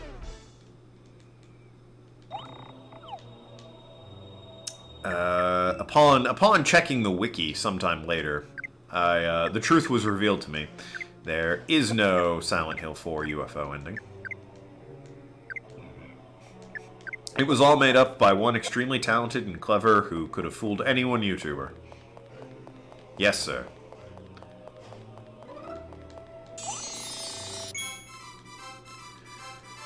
Goken in Street Fighter 2. That was, that tricked a lot of people, if memory served, because, well, that was the thing. Due to a mistranslation, it made it seem like this was a character who existed. If you're not familiar with Street Fighter 2. Due to a mistranslation, it, I think if you beat Ryu or Ken, because they trained under the same guy, they would say, you're good, but you're still not as good as Goken. Or whatever his name is. I think it's Goken. No, Goken's the actual guy. I forget what the actual character's name was. Goken's the one who's based on this legend. They're like, you're never good as, we'll call him Bob. You're never as good as Bob, because I can't remember the poor guy's actual name. There is no Bob, but many people were like, who's this Bob guy? I want to find out who he is. When will I beat Bob? And the rumors were things like you needed to flawlessly, like, perfect every fight through the arcade on the hardest possible mode and finish the last fight with a critical move. And you would, like, when you got to Akuma, he would, Bob would pop in, knock out Akuma in, like, one crazy elbow, and then he would fight you. And if you beat him, you could unlock him and play as him. And he had, like, supposedly, this guy, for being this difficult, it made sense, but he had, like, a 75-hit combo, a, like, instant flash kick, and Hadouken that took up the entire screen. This dude was broken as hell, but, I mean, the requirements for getting him were so insanely difficult, people were like, yeah, that sounds reasonable. And this was before the internet. You couldn't look this shit up. So people tried it, and they didn't do it because he's not real. Didn't stop him from trying, though. No, sir. Also didn't help that there were plenty of people like, oh yeah, my brother did it. But we've been over that particular issue. I'm missing one. And he's over here.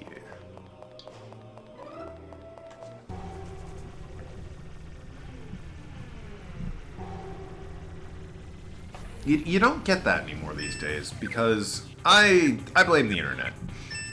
Because while rumors can spread through the internet, it is so much easier to just, like, confirm it or not on the internet. You can data... People data mine games all the time. There's people data mine... Well, a person data mining this game. And, is he gonna find anything? Yeah, he's found a few things already. She, maybe. I don't know. Excuse me. But they found plenty already. But it's just... It's there. It's on the internet. There was a rumor for a while that, what was it? Bigfoot showed up in Red Dead Redemption 2. Or Red Dead 1. Sorry, Red Dead 1. No. No one bought that. Within a week, people were online. It's like, is Bigfoot here? And the answer was no. It's like, oh, alright, then never mind. And that was a carryover of the Bigfoot rumor from, that one was Vice City. Bigfoot was like... Bigfoot was definitely... It might have also been San Andreas.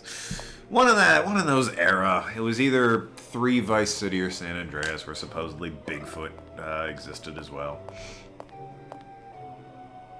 But, nope, not the case. He has a brief cameo in 5 as a little nod to that Easter egg, but, yeah, he does not exist before 5. That said, there was definitely rumors that he showed up in Red Dead Redemption. And like I said, people modded the game when it was on PC. Oh, modded. They modded videos of it. I don't think the game ever got a PC release officially. And it was like, no, there's no Bigfoot really.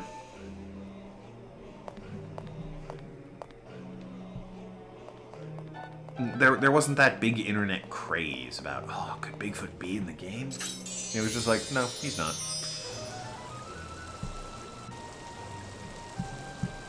It's so much easier now.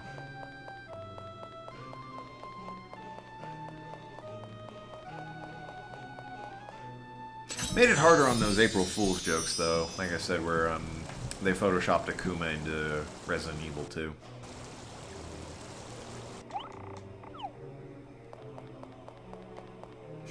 That said, one of the unlockable characters in Resident Evil 2 is a block of tofu, so it really wasn't a stretch to think maybe Akuma was in the game.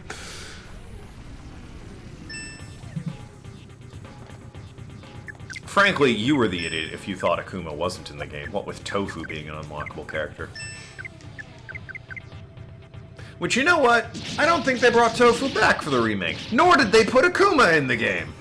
Bastards.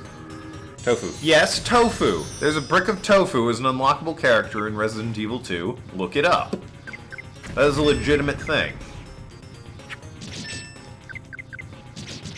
Tofu runs are some of the hardest things you can do in Resident Evil 2.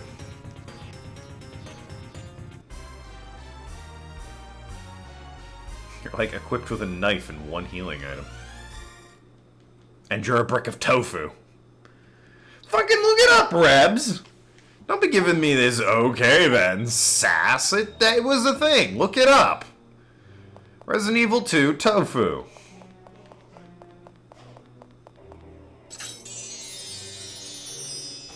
That brick of tofu was the best soldier we had. He was the front lines, I'll have you know.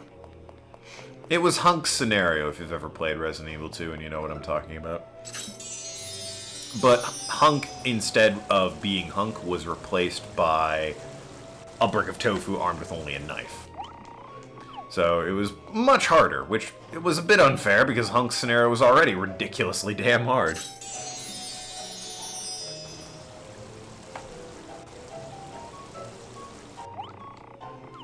Bridge seems to have appeared somewhere. Where could it be, Ari? God, if only we knew. Expect to... Oh, fuck. I forgot about these. These things are weird. I hate these things.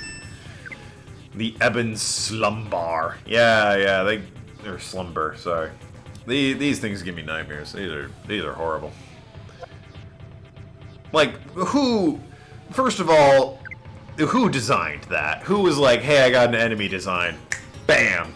And they're like, oh shit, you weren't kidding. It wiggles as it walks. Yeah, I know. Like, who was like, hey, I got an enemy design for you. It's a plaid anteater attached to a balloon. And it's like, cool, love it. What are you calling it? Ebon Slumber. Perfect. Print it. Put that in the game. I love it. Give this guy a promotion.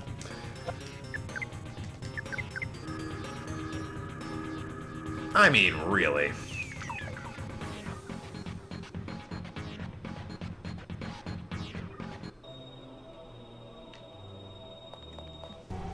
Somebody okayed that. And you know what? Bedhead Walrus. Yeah, alright. Bad Poetry Golem. Sure, it at least looks like a golem. Apocalypse Goat. That's not a goat, but that's your business, I guess. Also, the fiancé is home. Hello, fiancé. Hello, darling. It's still raining out there? No, but still wet. Well, at least it's not raining. Groceries showed up. Before 4 o'clock, I might add.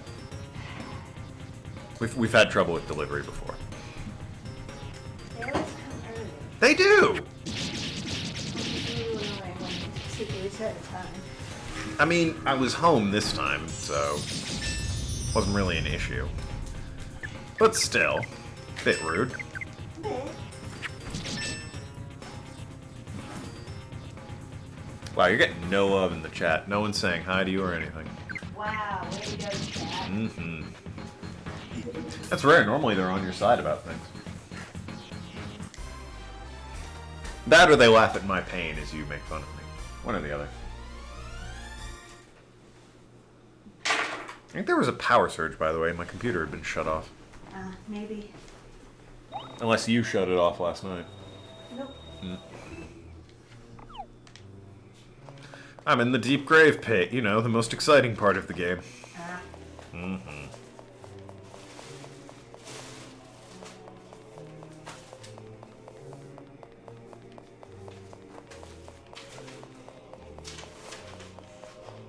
Oh yeah, you got a package that was really ominous. It said, what's it say on the other side of it? Ritual? What's it say on the other side? It's like hello again. Yeah, hello again. Yeah, that's so weird. It's vitamins. That's still, you got a bag of vitamins that's like hello again. Well, yes, it's a monthly subscription. That doesn't make it better. It's weird that my mail knows my routine. It's like, you know too much. Packages, get the hell out of my life.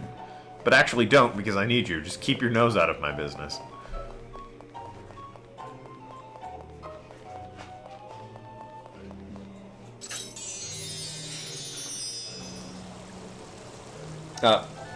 Someone says hi. Thank you, whoever. They are Bell Rebs. Thank you, Bell Rebs. They were going to say hi, but apparently they got a paper cut. I think Bell Rebs is doing Christmas paper. Is that right? Are you still doing that, I guess is my point.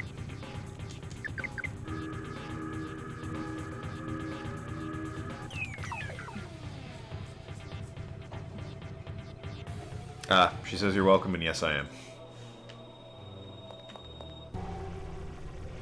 You're about to run over your Switch with that, so be careful. Yeah, I totally forgot that today. Oh, yeah, you did, too. Well, I mean, you were in a hurry. You said you got up late. Yep. Yeah, sorry, chat. Normally I wouldn't interact with somebody who's not on camera quite this much, but I'm in the deep grave pit. What do you want from me?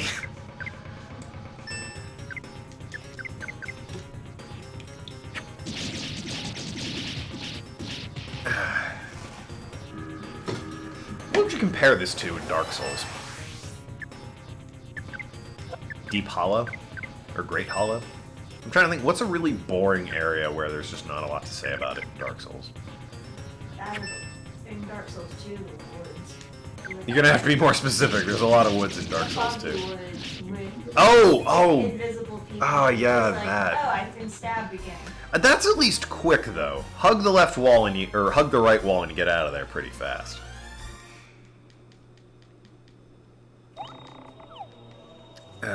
But yeah, no, this just drags on and on.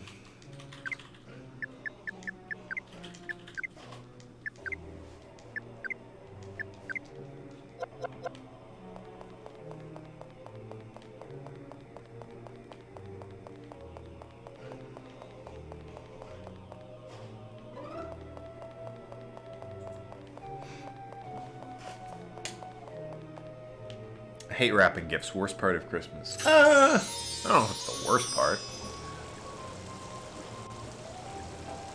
Just think of all the smiling faces as they destroy your hard work upon opening the presents.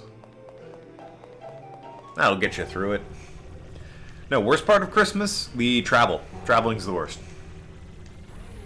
I think you can pretty much find everyone will agree on that. Because everyone's traveling at the same time.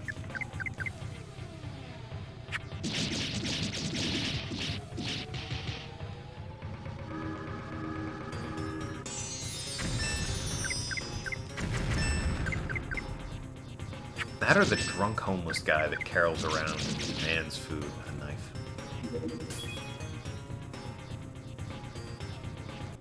But I haven't seen Steve in a while, so, you know, he might have vanished.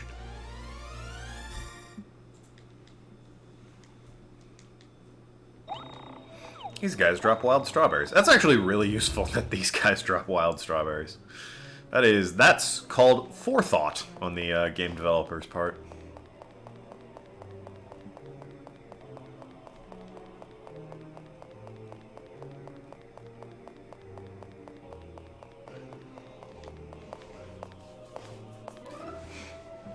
I was regaling the good viewers with probably just the sounds of my voice to, you know, drown out the silence of their dreary lives, but more specifically the rumors and like game theories from back before the internet that we just believed because kids on the playground told us it was true. Oh, those are awesome. Do you have any? Because I was fishing for some and these guys are giving me nothing.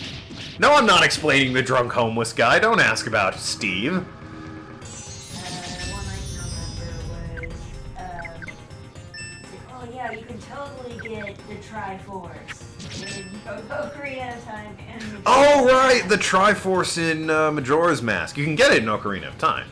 Well, they were trying to like, oh, you can get the whole thing. Oh, the whole thing, yeah. No, I'm not explaining him. Stop asking about Steve.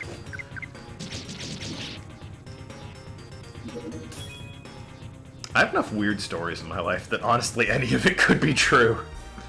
Shall I go over Mimsy? Yes. Mimsy. You just want to hear the voice. I want to hear the voice. So, rather than explaining the drunk homeless guy, I'm going to explain Mimsy to you people. In Radford, I went to Radford, by the way, for university. That's... If you don't know where Radford is, it is a bit further south than Blacksburg, which is where you will find Virginia Tech. If you've heard of any college or university in Virginia, you've heard of Virginia Tech. That's where the Hokies are. Is that actually what their mascot is? Yeah, the Hokies. That's what they are. You know, the turkey with his arms crossed and he's like, hell yeah, and he's got the H on him? They're the Hokies. Okay. Yeah. Anyway, that established. That's not really even that important because I didn't even go to that school. I lived in Radford, which is sort of like the ugly younger sister of, I forgot the name immediately, Virginia Tech.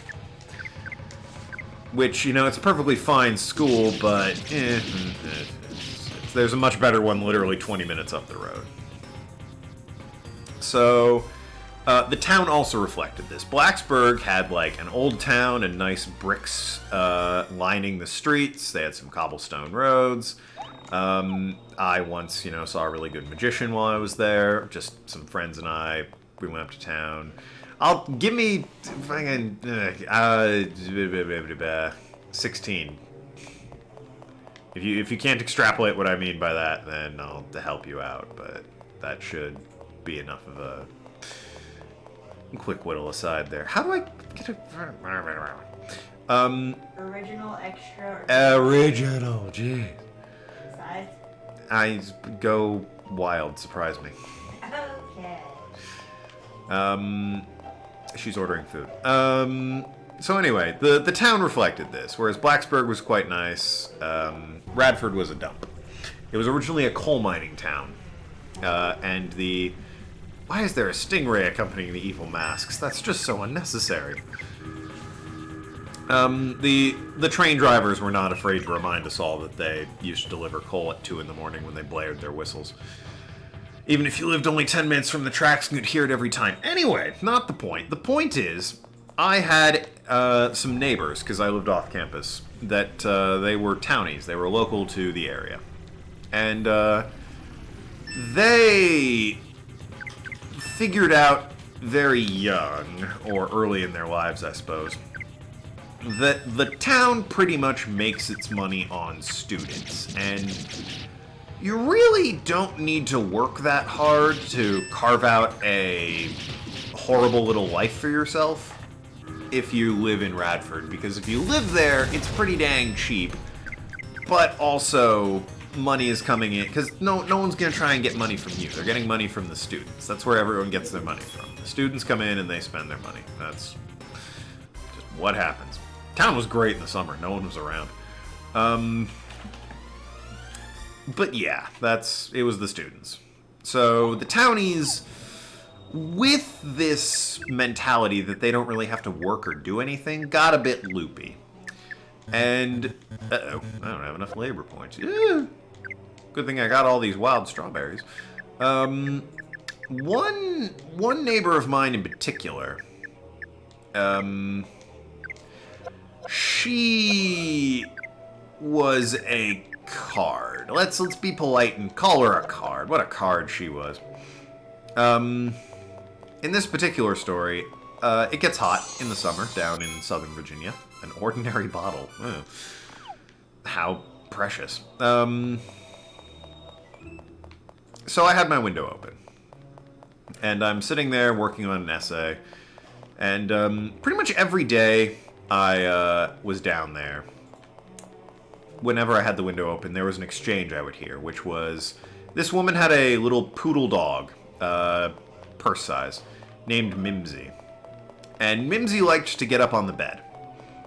The woman did not like this, as the bed was not for Mimsy. No. The bed was for humans, which Mimsy was not, of course. She thought she was, God bless her, but she was not. You don't possess any mastery of dark magic, so you must fight with unrestrained bravado. Give us an unsupported, preposterous boast to bluff the enemy into submission. Alright, Stan, they can hear you. No need to be quite so about that. You know what? I have the guide. I might as well look this up. Pause in the story here while I check this.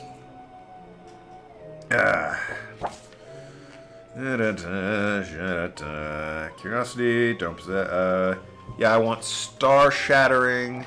This is my ability. I want star shattering, soul stealing. I'm guessing force of nature and not dancing bear. Yes, it's force of nature and not dancing bear. So you're a star-shattering, soul-stealing force of nature. I love it. Pure boasts with no foundation in reality. You have a true potential. Let me attack them first. So anyway, around the same time every day, this woman would come home from, I don't know, not having a job. And she would, God bless you, she would decide to check upstairs to see what Mimsy had gotten up to. And lo and behold, Mimsy was up on the bed. And she'd come in and say, "No, Mimsy, no! Get off the bed!" Which would always be followed by a very disappointed and angry sounding, "Mimsy, I'll get the vacuum cleaner, Mimsy!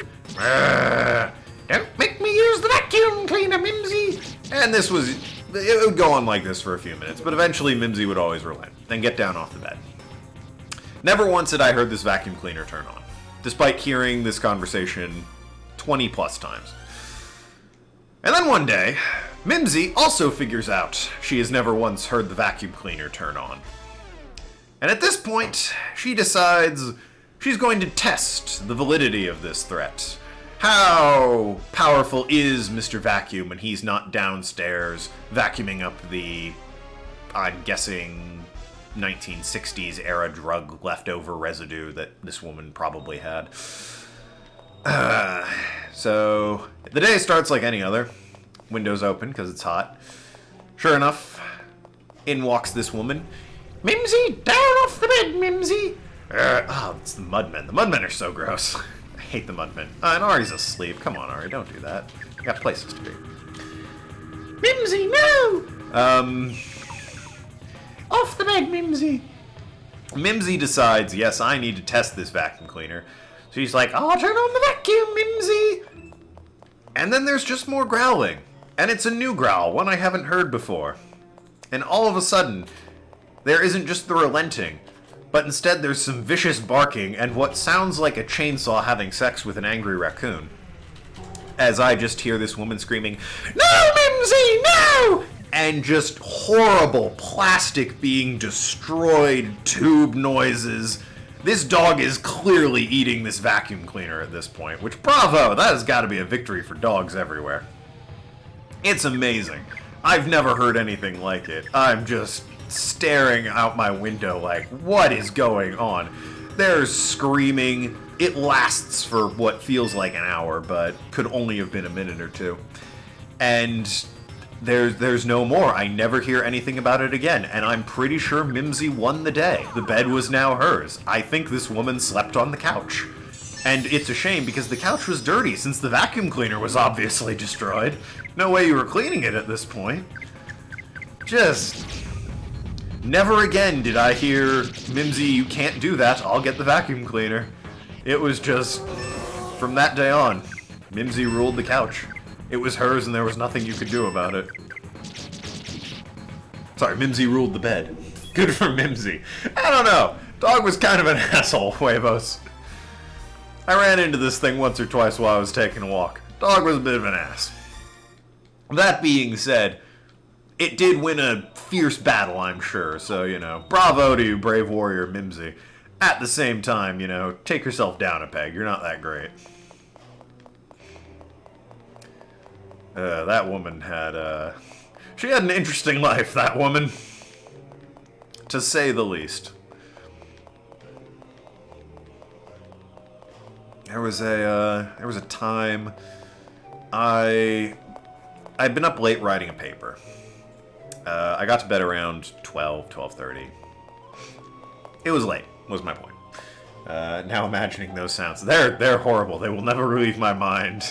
I'll never be able to do them justice. Or you're referring to a chainsaw having sex with an angry raccoon. Because, I hope that paints the correct image, because that's what it sounded like. If you've never heard a poodle destroy a vacuum cleaner, I guarantee it sounds like a chainsaw having sex with an angry raccoon. That being said, if you've never heard a chainsaw having sex with an angry raccoon, it sounds like a poodle destroying a vacuum cleaner, while an old woman screeches in the background. But no, so I'm trying to go to bed. It's probably, I'm laying in bed, so 1 a.m., I suppose I should explain. She had some on-again, off-again gentleman callers, shall we say. And her squeeze of the month happened to be just this very deep-throated Scottish man. He had a very loud accent. I could never really make out what he was saying, but I always was able to hear him when he was over in the day. And he comes home one night, and I am awoken to the sounds of, "Oh Jesus, someone help me, she's got the 2x4!" And sounds of an angry woman and a barking dog. I assume chasing a Scottishman with a plank of wood. And frankly, it's 1:20 in the morning. I'm not dealing with this. I roll over and try and go back to bed. Eventually, the cops show up. Yes, that. Eventually, the cops show up. As you do. It wasn't a serious incident by any stretch of the imagination. If you lived in Radford, it's just, they were one of those couples that always fought, and eventually the fights would have the cops called on them. No one ever did anything about it because no one ever got hurt, but it was just noise complaints more than anything else. They're one of those couples. Have you ever seen Father Ted? They're like the couple that run the shop that are constantly like they have knives at each other's throat, but whenever somebody's around, they're smiling and cheerful and happy. Which the cops aren't helping with the whole me trying to fall asleep because I got sirens outside and they're not blaring, they're not noise or anything, but the lights are going off and they're showing up in my window, which is annoying. So I roll over and try and go back to sleep, but I can't make out what the cops are saying, but I can hear that they are speaking. And then, all of a sudden, in my hazy, sleep-induced brain of trying to go to bed, I hear, piercing through the heavens, the voice of this old woman going, "He was supposed to come over for a plow, but he was too drunk!" Followed by cops muttering, and by now my eyes are wide open because I'm positive I could not have heard this correctly. It's immediately followed by, after the cops say something to her, "I'm a sensual woman!" So at that point I got up because there is no way in hell anyone, God or man, would be able to fall asleep after that was shouted across the street from them. I think I played Deus Ex role. I can't remember what I did, but it was just... That screeching haunts me. There's no... Oh, yeah, I've told you this story, Rebs. But yeah, there's no way I'm ever forgetting that. It's ingrained in my brain. It just... Any chance I had of sleep, it's like, nope, I can't. Just every time I close my eyes, I'm just gonna hear that being hollered through a window. And the window was closed, too. She was being very loud. But just... It's not what you need to hear at like 2 in the morning when you're trying to go to bed. There was no... Even in class the next day, I was like, just piercing through the skies. I'm a sensual woman. I'm never gonna forget that. I'll just stick with you. But that's Radford. Real fun place. If you're ever bored... You're supposed to come over for a plow. Yep. Supposed to come over for a plow.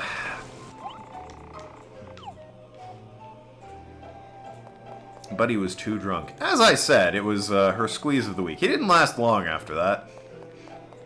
I mean, God bless him. He stuck around longer than most, but, you know. Crazy woman with a dog who swings 2x4s at you. It's not exactly a keeper. Who knows? Maybe she found a guy later on down the line. But yeah, that was a day. That was an evening, I guess.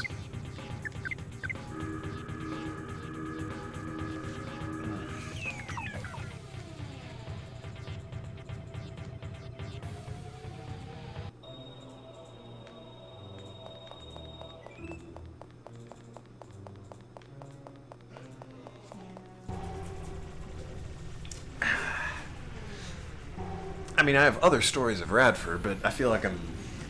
On the one hand, I feel like I'm shooting my mouth off, and probably, first of all, the other one in the room's heard most of them by this point. But I also feel like I'm shooting my mouth off, and you're like, we don't care. But at the same time, it's a deep grave pit. What am I gonna do? A lot of them are from when I worked bar at Radford. And they're little stories. Nothing... There was no, like, one big, insane event like that happened, while I was working bar. There's fun little moments, but there was no... Other than Make That 2. The Make That 2 guy, that deserves his own story, but there's a bunch of little stories, like, there were some smokers hanging outside the bar. I was just chatting with them because I had nothing to do. I worked security, for the record. I was a bouncer. And, drunk guy comes up, tries to enter the bar. Drunk guys aren't allowed because, you know, there's a legal limit we can serve, etc., etc. You know, don't want him berating customers who are just trying to enjoy an evening. Yada, yada, yada. Drunk guy's not allowed. That's the long and short of it. And he's clearly drunk. He's stumbling. He smells like a distillery. So I'm like, you can't come in, man. You're drunk. And he looks at me and he goes, "What?" And I repeat I'm like, you can't go in. You're clearly drunk. And he looks at me and scoffs and is like, "Could a drunk man do this? spreads his arms out like this, and just falls backwards. I think he might have been trying to do a flip, but no, he just fell backwards, boomf, onto the sidewalk. Spread eagle. The smokers I was hanging out with outside are just looking at him, and I look down, look at them, and I'm like, and then we just hear snoring. Just, there's a very long, awkward moment where we don't know quite what to do. He might have, like, cracked his skull, I think is the main concern we're worried about. And he's just, like, real back of the throat, full nose, snoring. And we're like, okay, he's not dead. We propped him up, woke him up, gave him, you know, slap across the face, sent him home, but, well, yes, drunks do fall down. Yes, as a matter of fact, a drunk man could do that, as he proved. He proved beyond a shadow of a doubt that a drunk man could, in fact, fall backwards on his ass. Kudos to that man.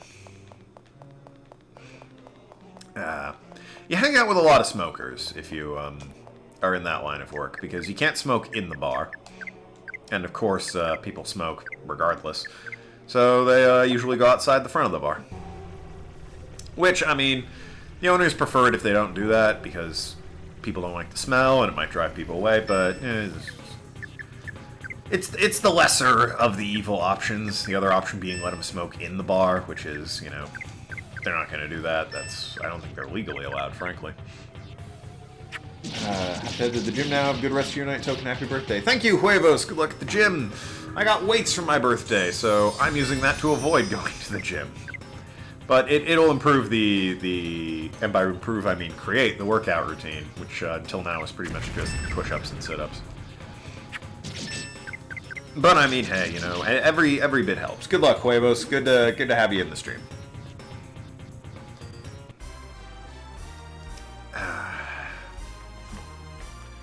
There's a guy, another drunk guy. Lots of drunk people try and get into bars, because usually a bar has thrown them out, so they're trying to get back into a bar.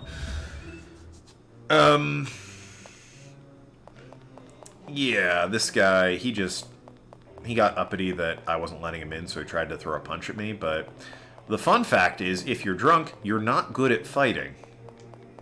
So, I just, like, tripped him up, put my leg inside his stance that he had going on, pulled up on him, he fell backwards on his butt. And, yeah, it was no problem. And, the reason that story is memorable is this dude he had a button-up shirt, and he had money in the top breast pocket, all in change. And it fell out of his pocket when he fell down. And it was about $10, and I know it was about $10 because I kept this money. Because first of all, I felt like a video game character who had beaten a boss, so tripped him up, fell over. Money! Huh, nice.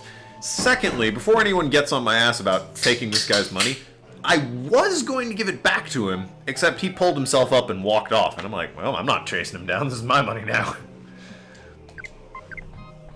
And who really keeps $10 in quarters in their top pocket? That guy was Someone gonna... who uses a laundromat. You know what? There were a lot of laundromats in Radford. You probably have a point.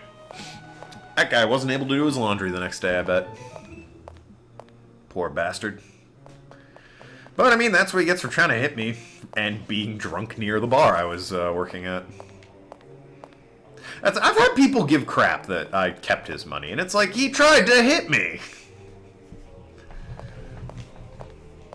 That, and I was going to give it back, but like I said, he walked off before he even gave it a second thought.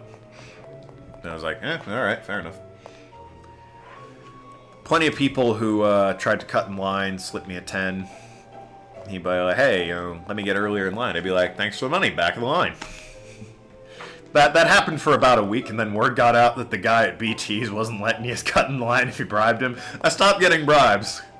It was a fun week while I was getting bribes, but shockingly, the bribes stopped coming after a while. It's almost like, you know, people were telling tales about me.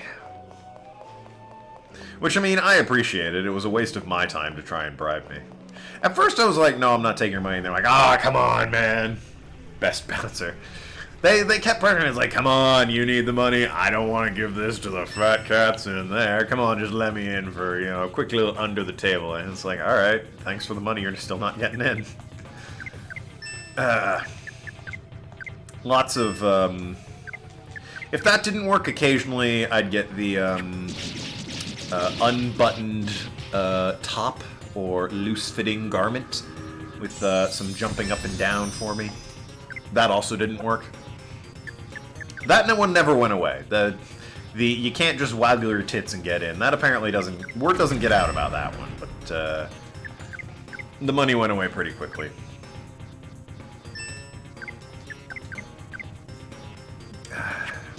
Some of them just went to different bars. There was a place called Screamers right around the corner. Probably went down there. That was a sleazy joint. The bar I worked at was no, like, high-class establishment by any stretch of the imagination. But, like, it was respectable, at least, you know. And by respectable, I mean up to health code. Screamers? Oh, God.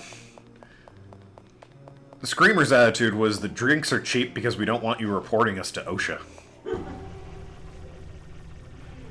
I hope whoever worked there got well paid. Because it was... I went there once or twice. It was like, this is a horrible place. They occasionally came by and asked for supplies, and we occasionally sent people over and asked for supplies as well. Like, someone ran out of tonic or grenadine or something. We would, you know, swap bottles. Be like, yeah, I'll buy you the next one over at Food Lion the next morning if it were a busy night or whatever. But, yeah, they had, like, Thursday karaoke. We had Friday trivia. And I remember, apparently, the owners, got together and basically said, alright, we'll have our thing this night, you can have your thing that night. That way we're not competing with each other. And they kept to it. So, I mean, that at least was nice. Screamers was only in business because drunk karaoke, which admittedly is fun. And the drinks are real cheap. Now, both of them were, you know, crappy, not great establishments. There was a place called Sharky's down there. That was the place to go. That was the sports bar. They had TVs, they had booths. They had, you know, game night upstairs. There were pool tables there. That was the joint. Sharky's was where the high-class people went. BT's was the middle of the road. You know, you're not gonna get stabbed in the alleyway behind it or anything, but, you know, you might want to wash your hands after you're done there. Maybe don't sit on the toilet seats, that sort of place. And then Screamers. That place was closed every other week due to, I think they had to just wash the place down. It was a horrible mess of a place. Right next to a divorce lawyer. Not sure if that had anything to do with it, looking back at it. Then again, BT's was next to a hookah lounge, so really, who am I to judge? Sharky's was next to a bicycle repair shop and a Chinese food place, so yeah, which one of those was the nice bar? I wonder.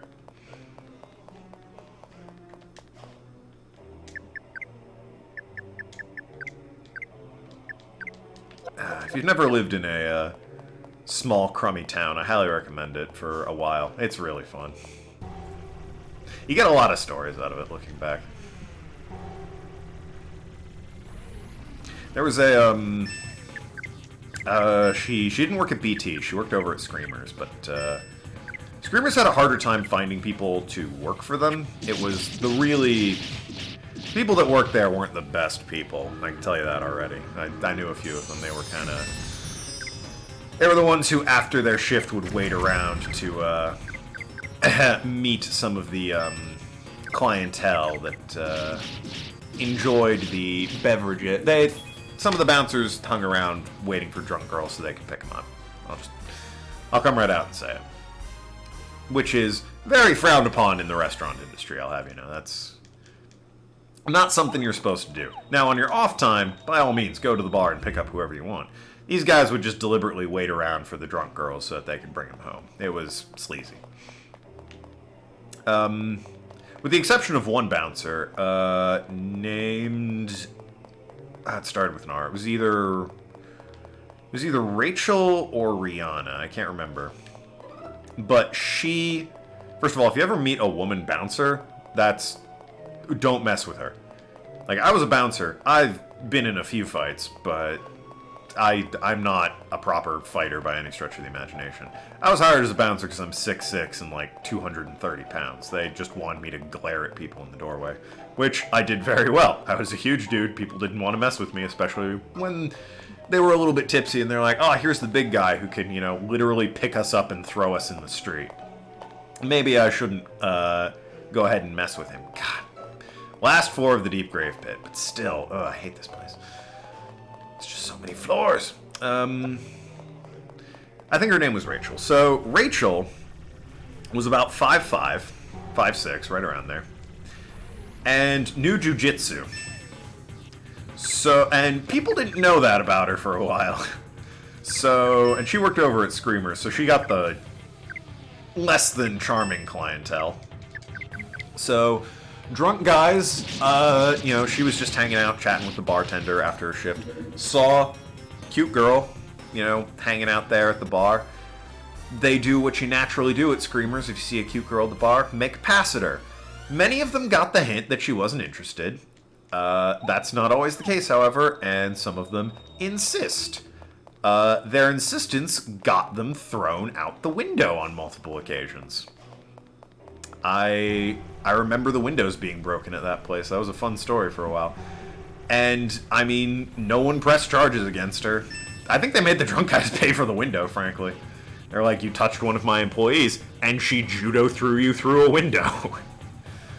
What did you think was gonna happen? She was great, though. She just... Like, I would glare at people, and, like, if I had to, I could, break up a fight. This girl actively could destroy your bones if you messed with her. Like, of the two bouncers, pay attention to the short, young, petite woman. She's the one that's going to absolutely murder you. She was great. I wish I worked with her more. I only ever got to run into her occasionally.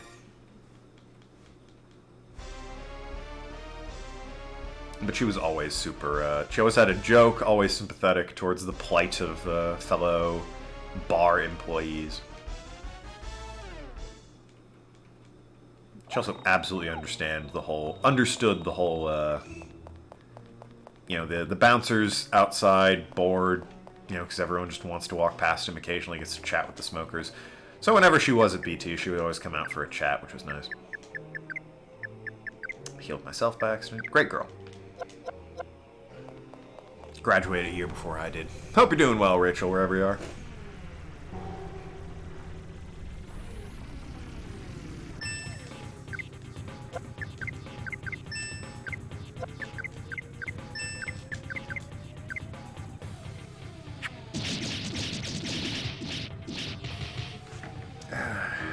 I mean, I'm on the last floor, so nearly done here. At the same time, I wish I was entirely done with this place. It just takes forever. How's that food coming along? Estimated between 540 and 550 arrival. 540 and 550. I'm probably done once I'm done with the deep grave pit here. Hey, Linda learned her first healing spell. She's already, she's already getting up there in terms of, oh dear God, run, final boss, it's Linda. There's your clue, something's written on it. Place a stone doll in the box in the room directly above. Directly above? So fun fact, the only room that is directly above that you can actually access is back on the 5th floor. You're almost there. I am almost there. Which means the stream's almost done. Which, I've been going for 2.5 hours, that's about right. Oh man. Next stream might be my last one. I can't really justify, breaking it up into 2 streams, since all that's left is Epros, Vampire, Library, and Balloon. Epros and the Vampire aren't going to take me 2 hours, or aren't going to take me an hour. That's going to take me...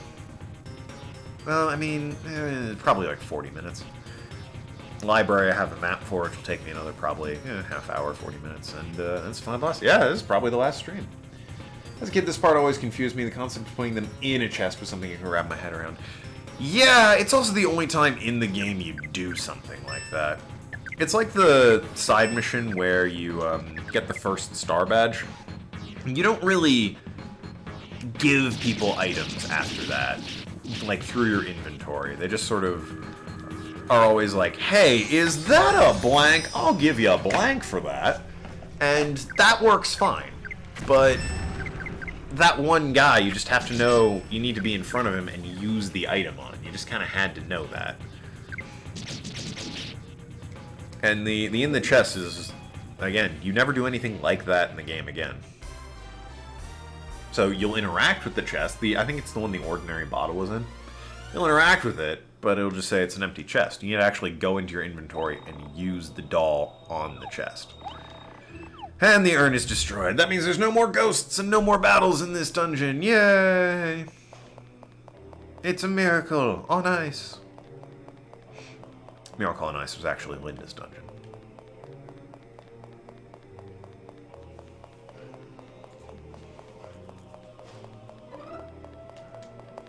What, and it wasn't so much the putting them in the chest that confused me, it was more the, it took me a while to figure out the room directly above meant floor 5. I acquired the old stone doll, which is worth examining before you put it in. It has some flavor text. I believe if you use it, it just says nothing happens. Where is it? Because now we're in the gear. Where's the old stone doll? Did I miss it? It's ordinary bottle. Full of futility of commoners inside. I'd like to point out the items in this game also have fantastic descriptions. The bottle's explanation is the futility of commoners inside. That's insane. The sleeping bottle has black sheep slumbers inside. Skull bottle is scorpion shell. Glaring bottle is mane of thunder beast. Frozen bottle is petal of ice. And burn bottle is red dragon scale. Where is the old stone doll? The bottles are good to use against the upcoming boss as well, along with the, where is this thing? Where's the old stone doll? Does she not appear unless I'm in front of the thing? Or am I just being an idiot and not seeing the old stone doll? I'm not seeing, where is this? Alright, whatever, we'll read it when I go upstairs. Ah, the ghosts! Why is there still a ghost down here? That's not right. Oh, God! Oh, the whale. That thing is horrible. What do you think's worse, the whale over there or the flying anteater on a balloon? I actually think the anteater is quite cute. Do you? Yeah. I was just explaining this thing's a nightmare. Do you know what his name is? Look at that enemy and tell me what you think his name is. Give me a ballpark guess. Not the whale. The whale is just a whale. Crazy Armadillo. Close. Eben Slumber. No, I wasn't. Not in any worship. Eben Slumber. Third to last green item. I missed it completely.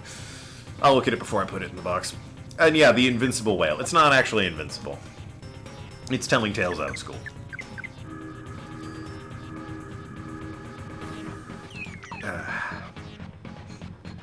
But you're alright, it does kind of seem like... I was knocking the design. Like, who walked into the office and is like, hey, check out this design. It's a plaid anteater that's been attached to a balloon. Nice, what do you call it? Eben Slumber. Perfect, makes absolute sense. Print it, give the guy a promotion. It didn't really occur to me that the enemy's, like, actual design looks like it's on the balloon for fun and is just like, yay! I'm on a balloon! Whee! I'm so happy. That didn't occur to me. But you're right, it does look like that.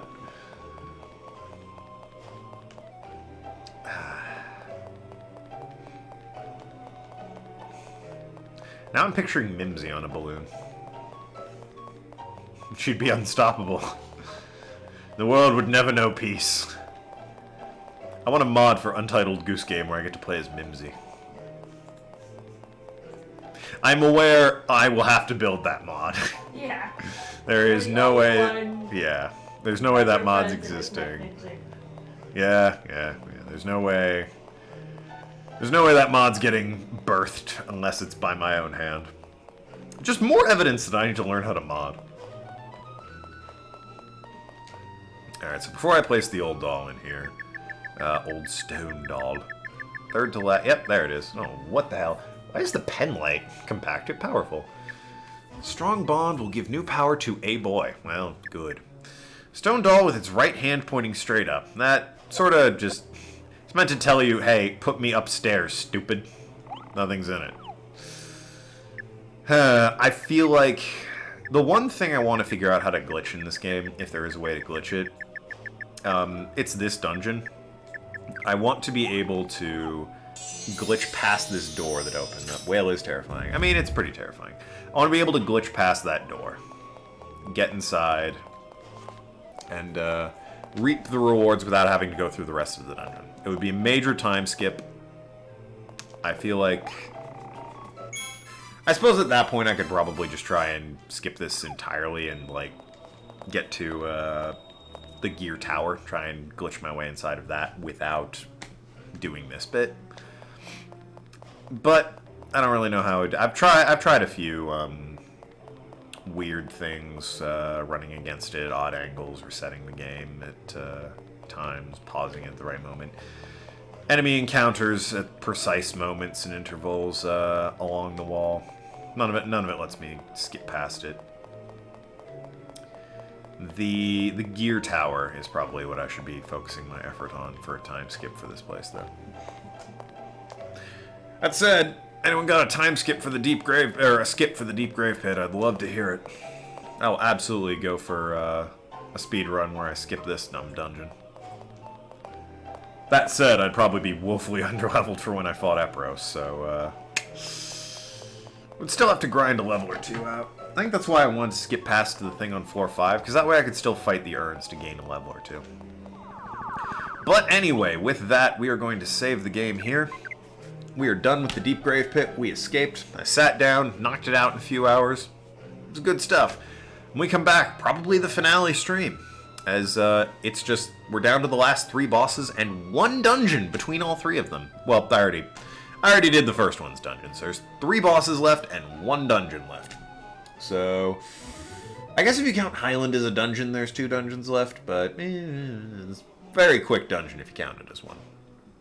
Either way, thanks so much for watching. I've been Token. I had a great birthday, and it was partly because you guys came out and watched the stream, so thank you very much for that. Until then, I will talk to you later, shoot and go shares, and see you around, you bunch of clowns.